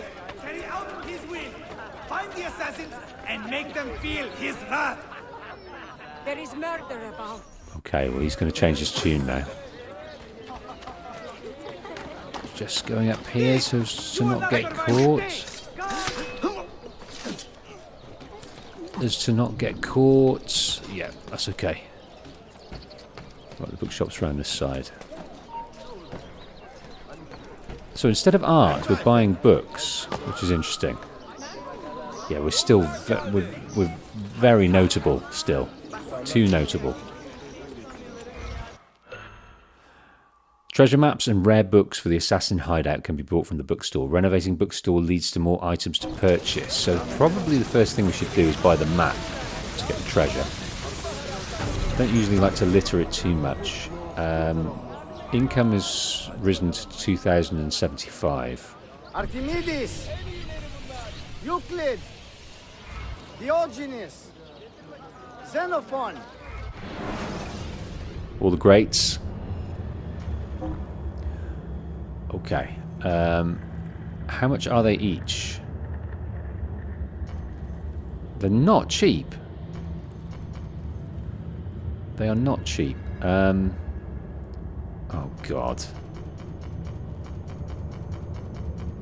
I don't know where we are now. How do we know where we are now?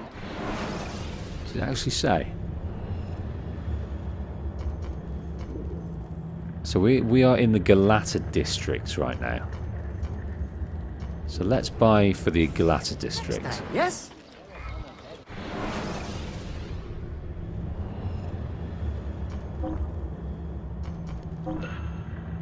Yeah, buy that. And buy that. So we've spent all our money. So on the way to buying these things, because we've only got 540 left. Don't forget to send your friends. Let's try and pick up a few chests, if we can. Oh, there's not bundles, though. There is not bundles. There's not one nearby there. Let's go and speak to the Herald to get rid of more of our notoriety. And then go around on a bit of a chest tour. I think we'll actually get pulled up by this guy now. Them fearing performers. Freaks, all of them. I felt that we've just received more notoriety at some stage, and I don't know what for. Because we paid for the Herald, which should have taken like half off. Was it when I stole it back from him? So bribe him. It goes down by what, about a quarter. I've stole from him. I'm running away. And got away with it.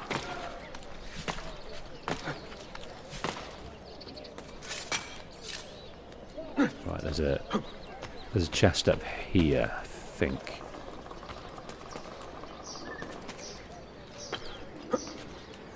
Ooh.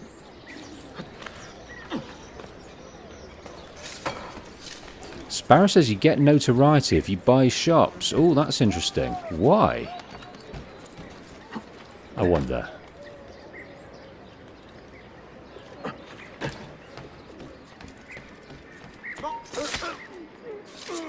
wonder why you get notoriety for buying shops. Who's worried about it? Is it the Byzantines don't want you to be so successful or something?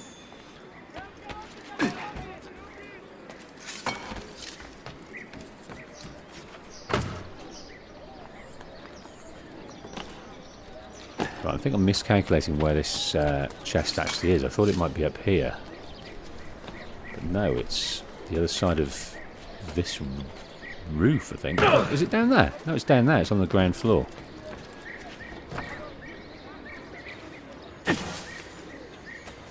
Yeah, El Kiki thinks maybe we're becoming a famous merchant with a target on our backs. Okay, well now we've got 700.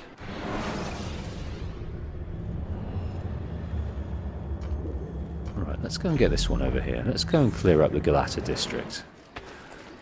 I think it would be good early on to just think about money. And then we can think about, you know, the Templars. And them overthrowing the government here. I think we just need to, you know, get set up first.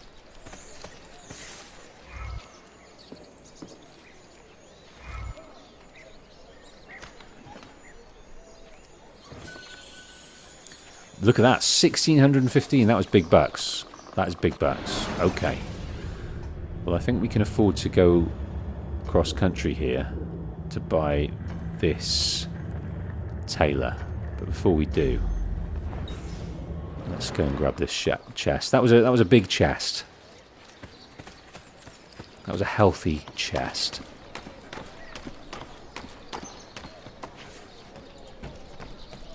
Ezio is a man that likes a big, healthy chest. Wow. Where do you learn to do that?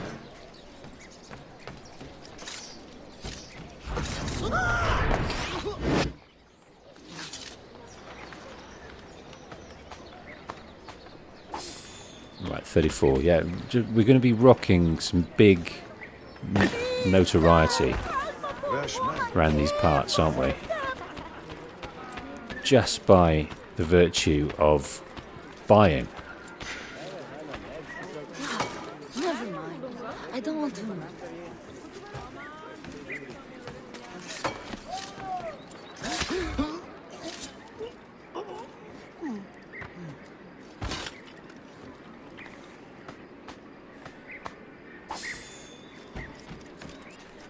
Right.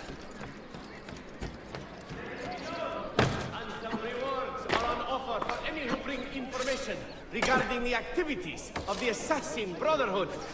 This guy is going to get us out of trouble again. He is gripped in terror, held captive.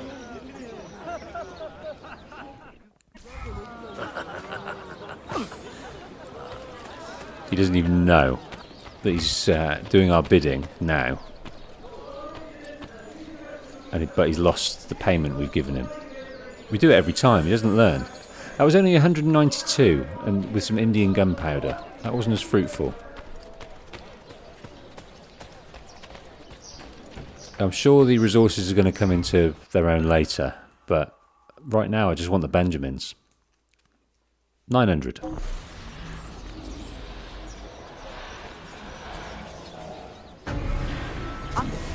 Well, we're up to 230, sorry, 2,300 of the... I also specialize in fine undergarments of the currency. So if she gold pieces here.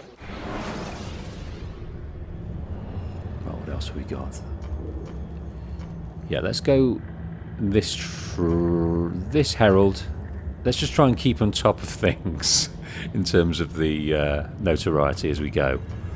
And then we'll snake across here, and then we'll buy the bank first, and then the other ones, and hopefully that might lead us up to the next drop of currency in the vault. And we can just get the Galata district on lockdown.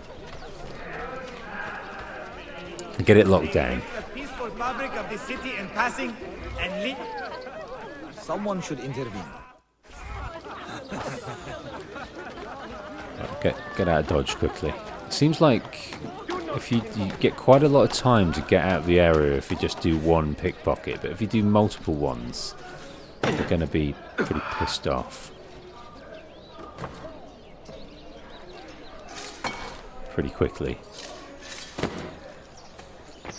Well, we'll go in here. 171 fuse shell. Right, let's slink across to this. Oh, there's another secret one here that no one knew about. Why wasn't that marked on the map? I paid good money for that map. Oh, that's just resources, it seems.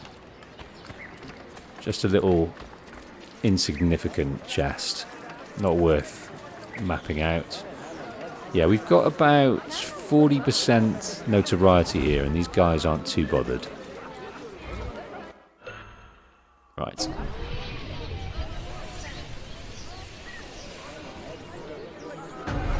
Right, what does that take us up? Excuse me. So I'm notoriety. Ah, no, it did. It went up about a quarter then. 25% in purchasing that.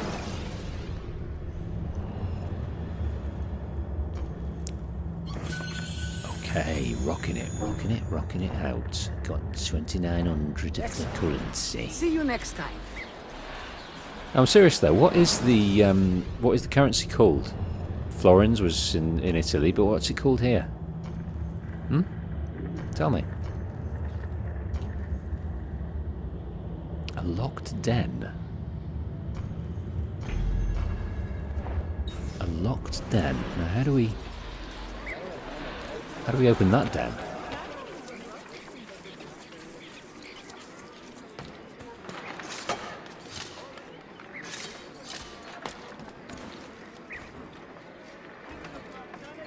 Sparrow says Axe. Is it? Is it really?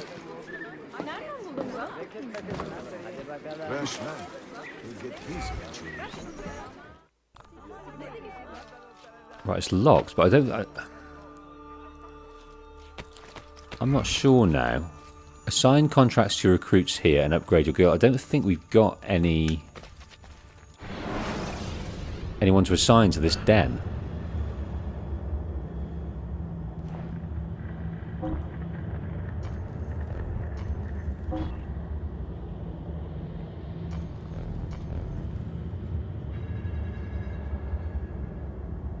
How do you pronounce that? Axe, Axe, Achi, Aksha. Al-Kiki says, Axi was the real-life currency of the Ottoman Empire, which is fitting for the game's setting in Constantinople during the early 16th century, ChatGPT. Thank you, Sparrow. I don't know why I doubted you there. Felt like you might be leading me on a merry dance, which I wouldn't have minded. I don't mind a bit of horseplay.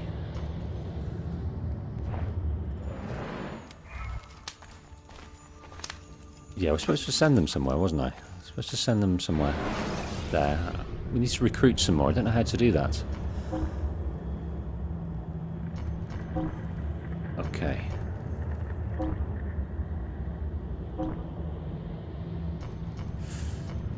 Now, it's not enough. We need a lesser. We need a lesser job. 2 stars, maybe the one we need. Yeah, still he's only 6%, 62%. We might need a difficulty of 1 here if we can swing it. Looks like 2 might be the base difficulty. Don't know what 1 would be. Like maybe like getting the tea or the going and bringing the takeaway back.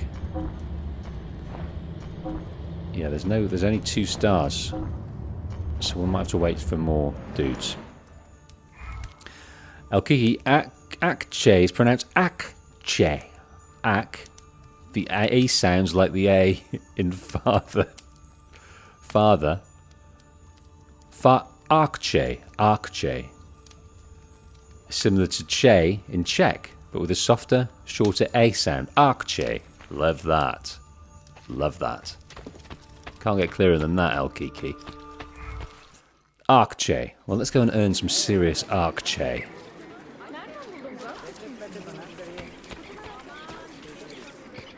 That's what we're doing right now. We're trying to earn some serious, uncompromising Akche.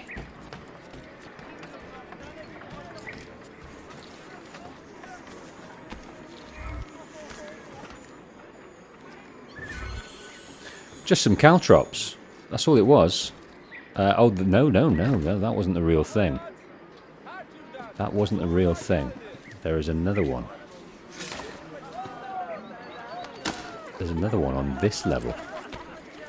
It's even better. That was a secret chest. Skunk oil. Right, where are we going now? I think we might have to cross the river once more. Yes, we do. Alright, let's go and buy up some more stuff. Let's go and buy this blacksmith. While we're there, just have a cheeky look. Just a little sniff around of what they're actually selling. Just a bit of window shopping. I'm not going to buy anything. Of course we're not. Because we've got like a modicum of self-control. You don't get rich by spending, do you? Let's renovate the blacksmith shop for 936. There's armors, weapons, ammunition.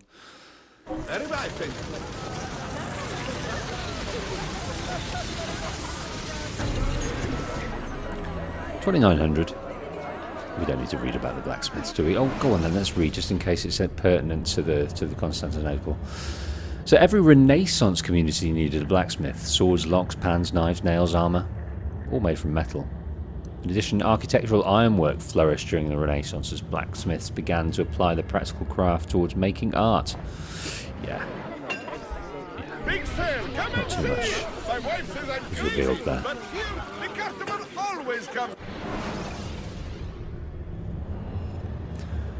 Right, so we can repair our spolders for only 26 akçe.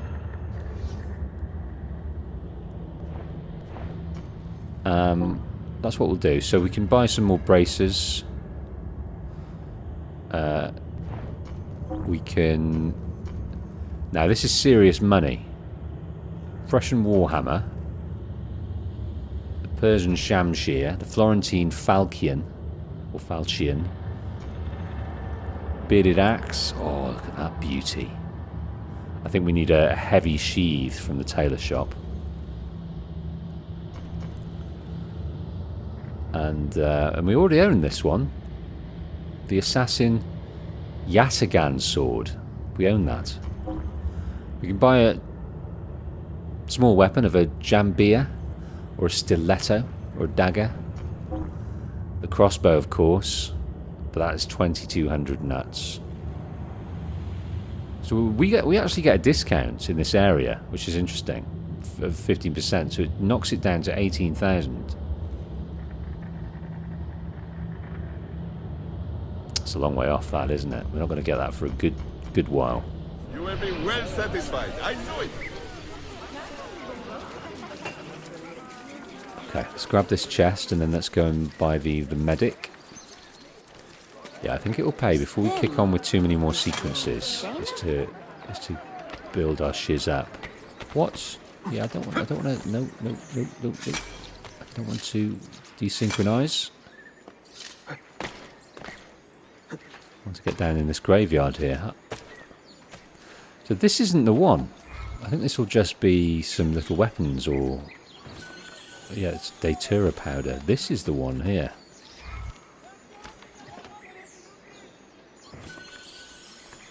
$166. It has been a good week, God. Right, we're going to be fully notable. 600.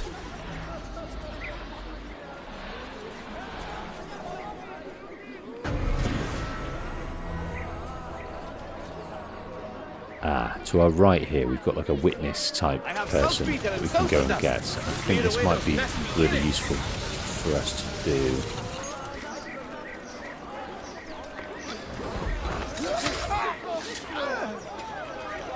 What was that? And that I think that was 50%. That was 50% of our notoriety. Dunzo. How much money we got? 1,800. All right. Well, we've kind of maxed out the this region.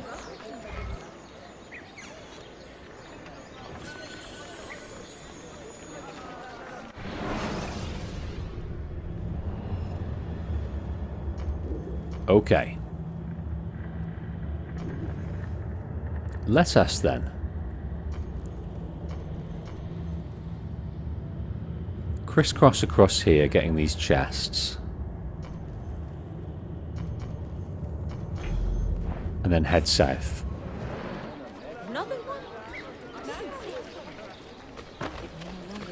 So Alexa says would advise buying the pouches before anything else. And I assume you mean buying the pouches after you've bought the shops, rather than other weapons and things.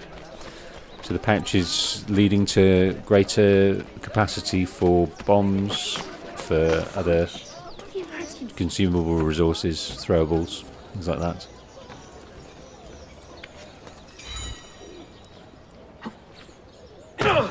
Rather than rocking out with different weapons first.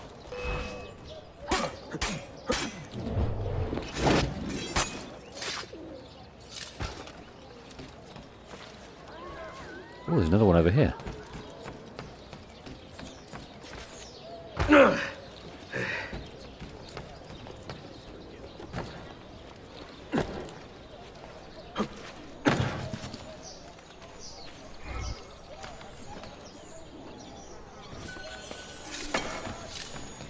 Only 190 there. It's disappointing. I was enjoying the getting 1,600 Arcche from one chest, but that seems to be few and far between. It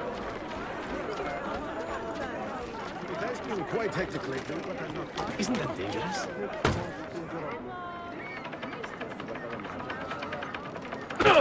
Right, here's a chest. It's not the chest. Stranger man. True.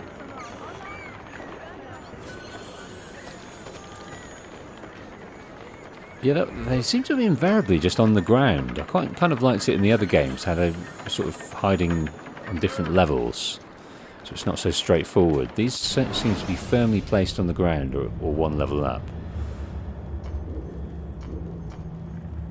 Right, let's go and pay this herald on the way through. Right, we're this northern district. What's it again? Galetta? Galetta district. Galata. Yeah, we're getting this on lock. Everything bought, everything stowed away. It's all good. These assassins are brutal, cold-hearted killers.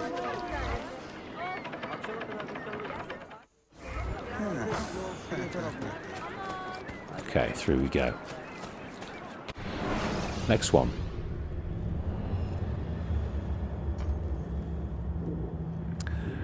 Anas Patel said, I suppose the guarded chest would have more value. Oh, was it the Janissary chest that was so valuable? Pisley Claire! I can't remember now. Yeah, it makes sense if the guarded chest was rocking more cash than most.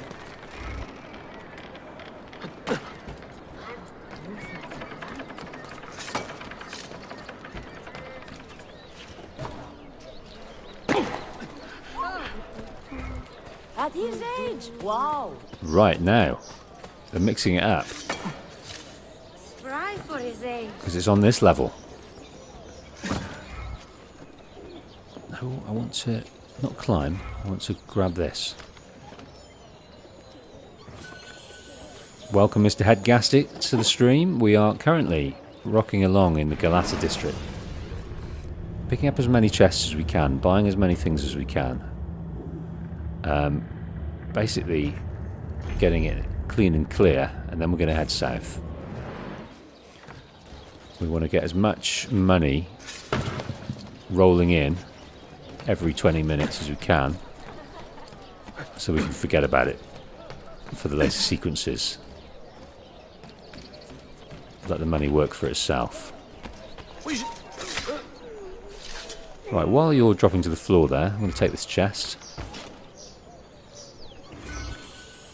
That was just a tripwire, that one.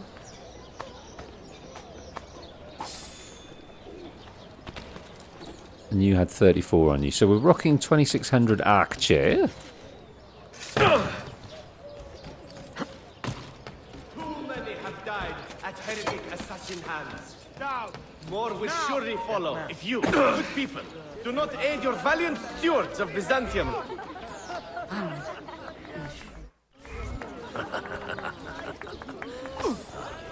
Right, run away before you know it. Son of a she-goat. Deliler!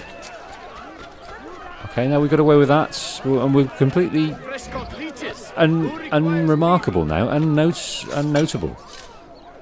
No one knows about us. The streets aren't talking, there's no whispers. We are a clean and silent assassin.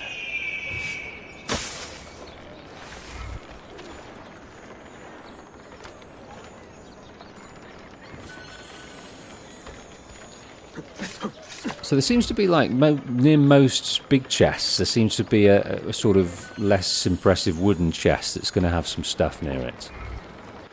Right, let's see here if we can send these guys on another defense mission. Is he back yet? No, he's not back. This guy's useless. He can't do anything. He needs some mates, Kadir.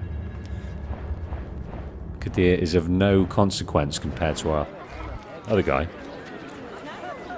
Right, that's all she wrote here. Let's get to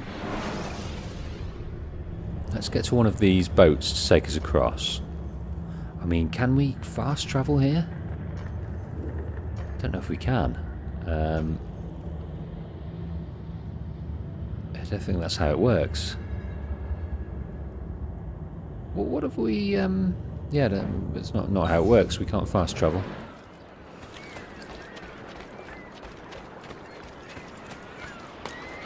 We've got to go down to the boatman.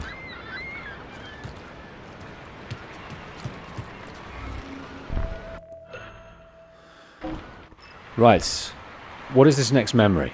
We have understood the Templar dens. We've understood about recruiting and what we need to do there. We have been told about the woes of the city, how the Byzantine Templars are rising from the ashes for some reason,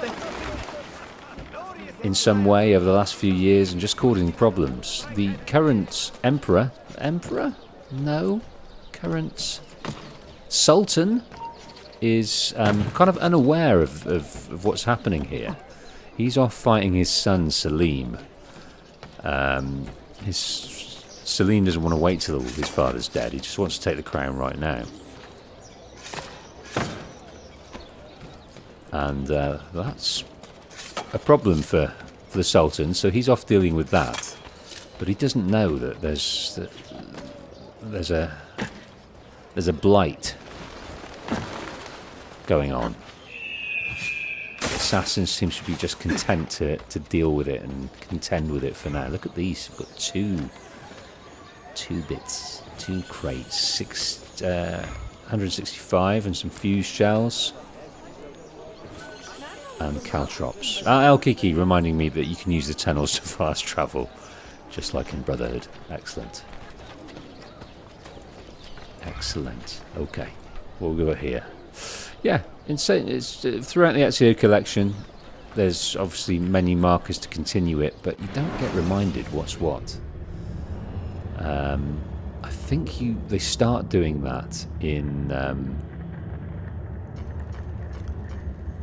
They start doing that in AC3, telling you what's happening beforehand, so you can just remind yourself where you're at in the story.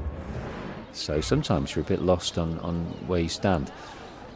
I think we might be hoping to go and find a shop, Polo's shop.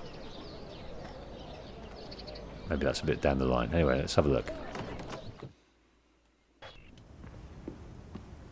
Any damage? Not that I can see. Byzantine Templars may be bad hosts, but are decent tenants. Once they capture a location, they like to keep it intact. Because they intend to stay. Kesin Linkle. Well, as promised, if you want to learn how to craft your own bombs, I can show you. Don't touch that. One wrong move and bang! The building comes down. Are you serious? The look on your face! Here, I'll show you.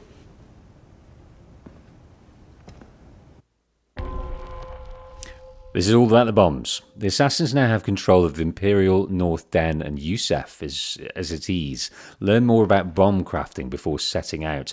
El Kiki just schooling me on the pronunciation here. There's two ways. There's Byzantine or Byzantine,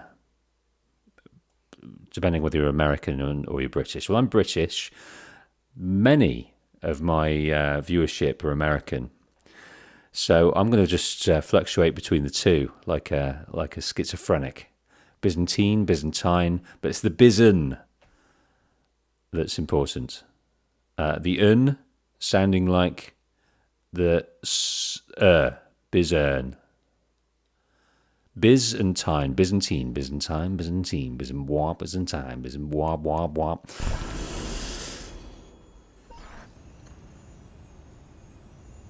Okay, interact with the bomb crafting table. That will be here.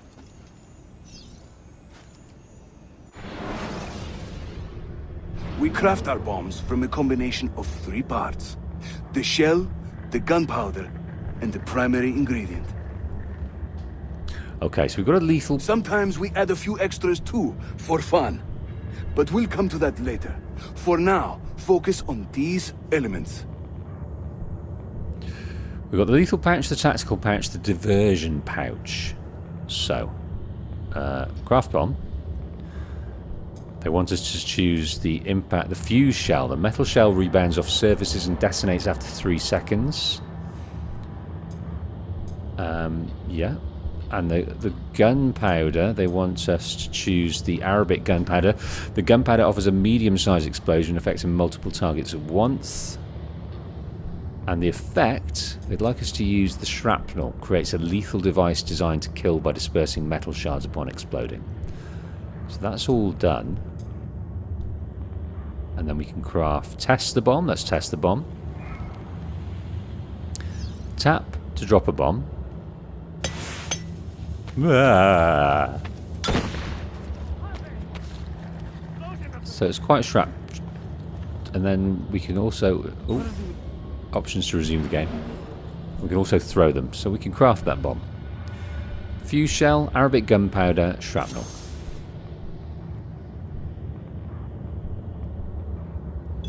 Add a bomb again, keep adding them. You'll find many ingredients for bomb recipes scattered throughout the city. So keep your eyes open and your nose to the ground as you move about. That should keep me busy. Grazie, Yusuf. Have you ever seen this book? No. It's a journal? Si. The Secret Crusade by Niccolo Polo. Marco's father? I found this on a Templar in Masyaf. It mentions the 5 keys to Altair's library. Niccolo brought them here and hid them. Ah, and the Templars know this, so it's a race against time. They found one already, beneath Topkapi. I want to recover it and find the other 4. So, where will you begin? The old Polo trading post, I think. They ran a business in this area, no? I believe so. Speak with a man named Piri Reyes in the bazaar. He can point you in the right direction. And teach you a few more bomb recipes, if you are so we've got some inclined. bombs, got some tricks. If we look, we can't do it within here. What have we got? What else have we got in here, though? We've got some faction... It's called Faction... Assassin's Guild kind of objectives. Call assassins during the fights. Call assassins on a target. Reward. Assassins will be more effective when sent on missions. That's good. That's interesting. So by doing these, we get actual effective in-game improvements. So use Arrow Storm. Call your assassins within a story mission. Assassin signal recharges at increased speed.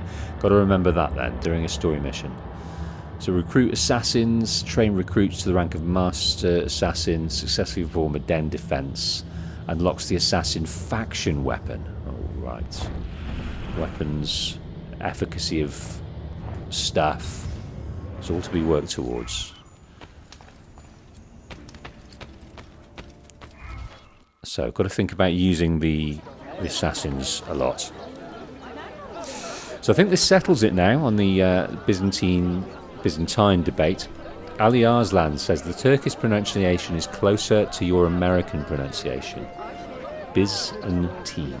Byzantine, Byzantine, Byzantine, Byzantine. It's all about the Byzantine.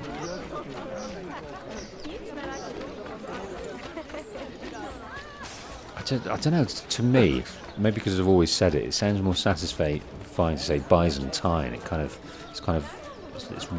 more rhythmic, it's more melodic. Byzantine, Byzantine, Byzantine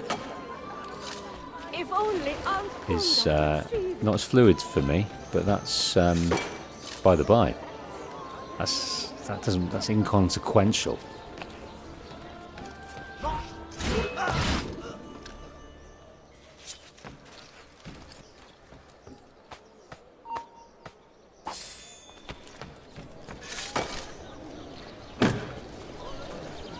Let's go this way.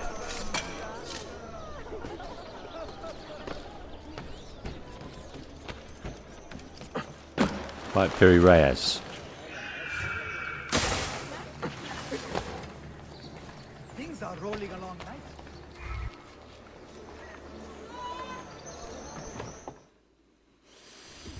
Piri Reyes. I think I have seen some of your earliest work. Reyes? Did Yusuf Tazim send you? That sounds like one of his exaggerations. See, he said you could show me the location of Niccolo Polo's former trading post. Ah, you must be that Floranzala he's been yammering on about. Lothario? Ezio. I What, don't hear the Lothario? difference. Yes. The old polo shop. It's just west of Hagia Sophia. Here. Grazie. Yusuf also mentioned that you were the man to talk to about specialty bombs. Ah, that man. He is a talker. A vet. I'm a navigator in the Sultan's navy. Currently on leave to study cartography. But through my soldiering, I've also gained an appreciation for artillery and explosives. And it has served the assassins well. It gives us an edge. I carry many kinds of bombs. For assassins only, of course. Lethal, tactical, diversionary, and a few peculiar casings. Everything you see here is for sale. If you can prove you know how to use it first. I am eager to learn. Well, no one is stopping you. Just let me know. Let's read about you, Piri. So you're a cartographer, explorer, navigator? So he's born somewhere in the Ottoman Empire, sometime around 1467, give or take a few years. Haji Ahmed Muhyiddin Piri was not quite so mysterious as his vague origins may imply. He was an accomplished seafarer, an officer in the Ottoman Navy. Sea-bound by his early teens, he got his first experience as a privateer, sailing on expeditions of dubious legality with his uncle Kamel in and around the Mediterranean. By the time he was in his 20s, he and his uncle had both joined the Ottoman Navy, trading their rough freedom for respectability. In 1503, at the close of the Ottoman-Venetian conflict, Piri's taste for military adventures waned for a time, and he shifted his interests to intellectual pursuits, beginning a serious study of cartography. In 1506, after some initial and unfortunate disagreements with the assassins, Piri joined their ranks, not as a warrior, however, but as a scholar and a technician. For all that he had seen in his years as a sailor, he had grown bored of the artificial boundaries that separate nations from one another, and felt the assassins offered the truest intellectual freedoms. It seems weird, isn't it, that his cartography, he actually maps the borders and features of countries, and he gets bored with the artificial boundaries that separate nations. When I'm sure cartographers delight in charting the individual boundaries of things. In late 1511, after the sudden death of his uncle, Piri took to the seas once again to study navigation and hone his drafting skills. By 1513, he produced what would eventually be considered his most famous map, a small work best known for containing one of the earliest accurate depictions of the eastern shore of South America. Throughout the next few decades, Piri continued to make maps and perfect his skill as a craftsman of rare artistic and technical talent. It wasn't until Piri was in his early 80s that he officially earned the rank of Reis, or Admiral,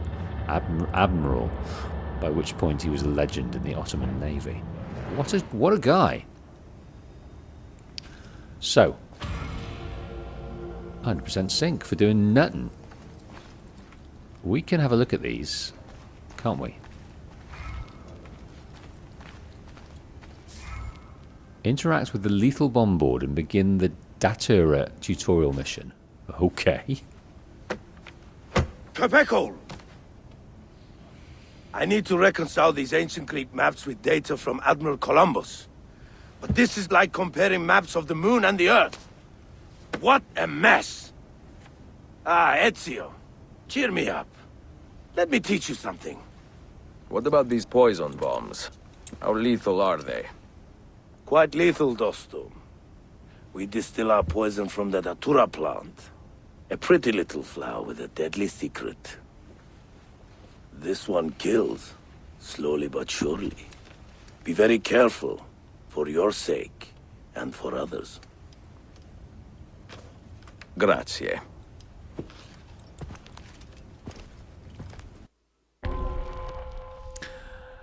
Head Gasket says, I can't watch what's going on, but listening in while I'm working is fantastic. I get that a lot, actually. People quite happy just to listen to the commentary and the goings on in the game.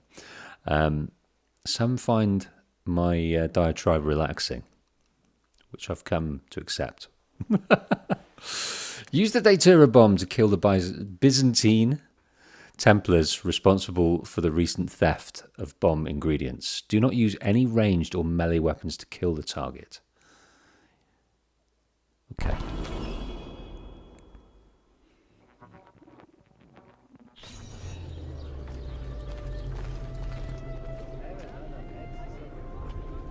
Target's in there.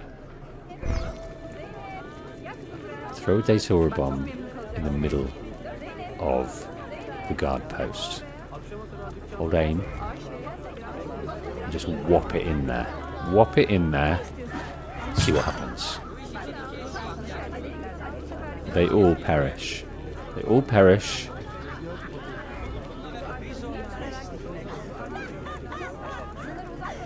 Under the weight of that poison.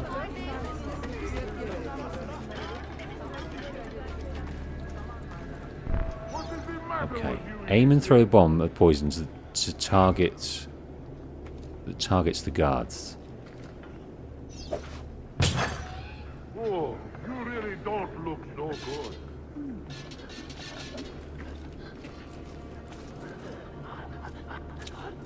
Okay, now we've got to kill this dude here, and I'm tempted to go up top.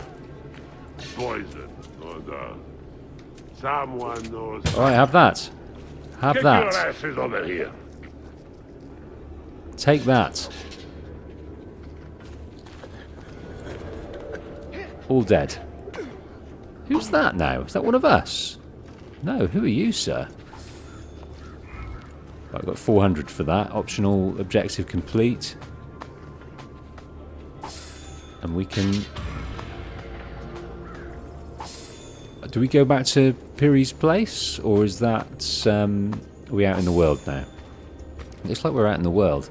I'm tempted to go and try a couple more of those things.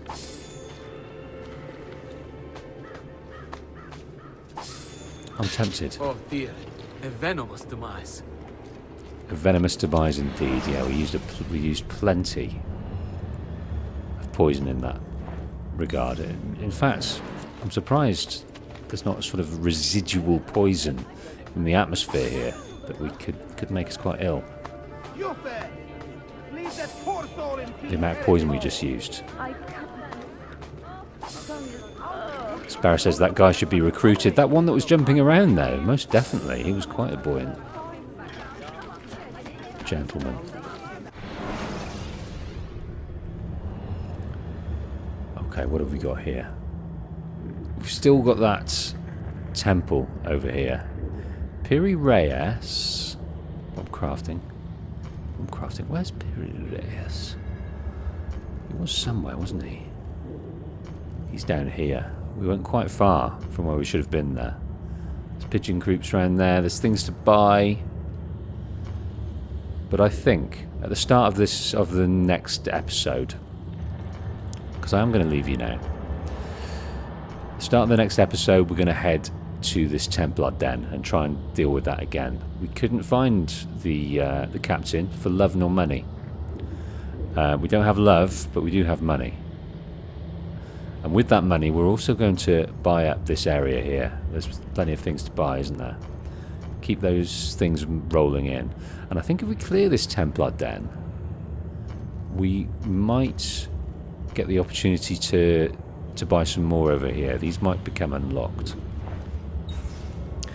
But so we're in a new land. We went to Masyaf to try and get this knowledge that we so needed. We've heard about for a long, long time. It was a good time to go and do that, so we did it. But it was teeming with Templars.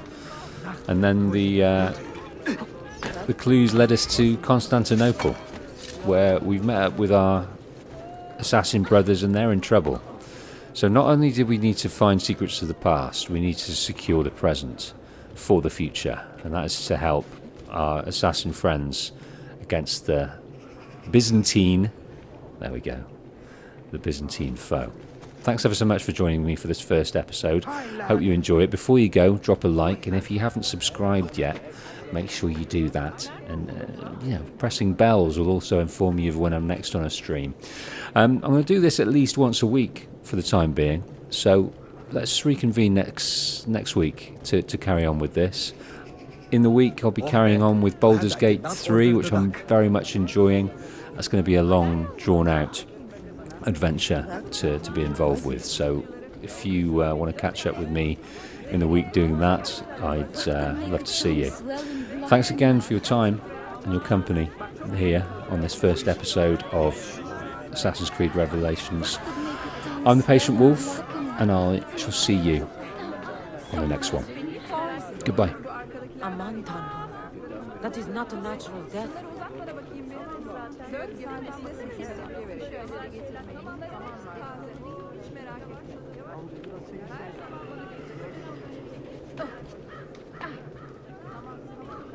Poison. Some evil spawn has unmade you.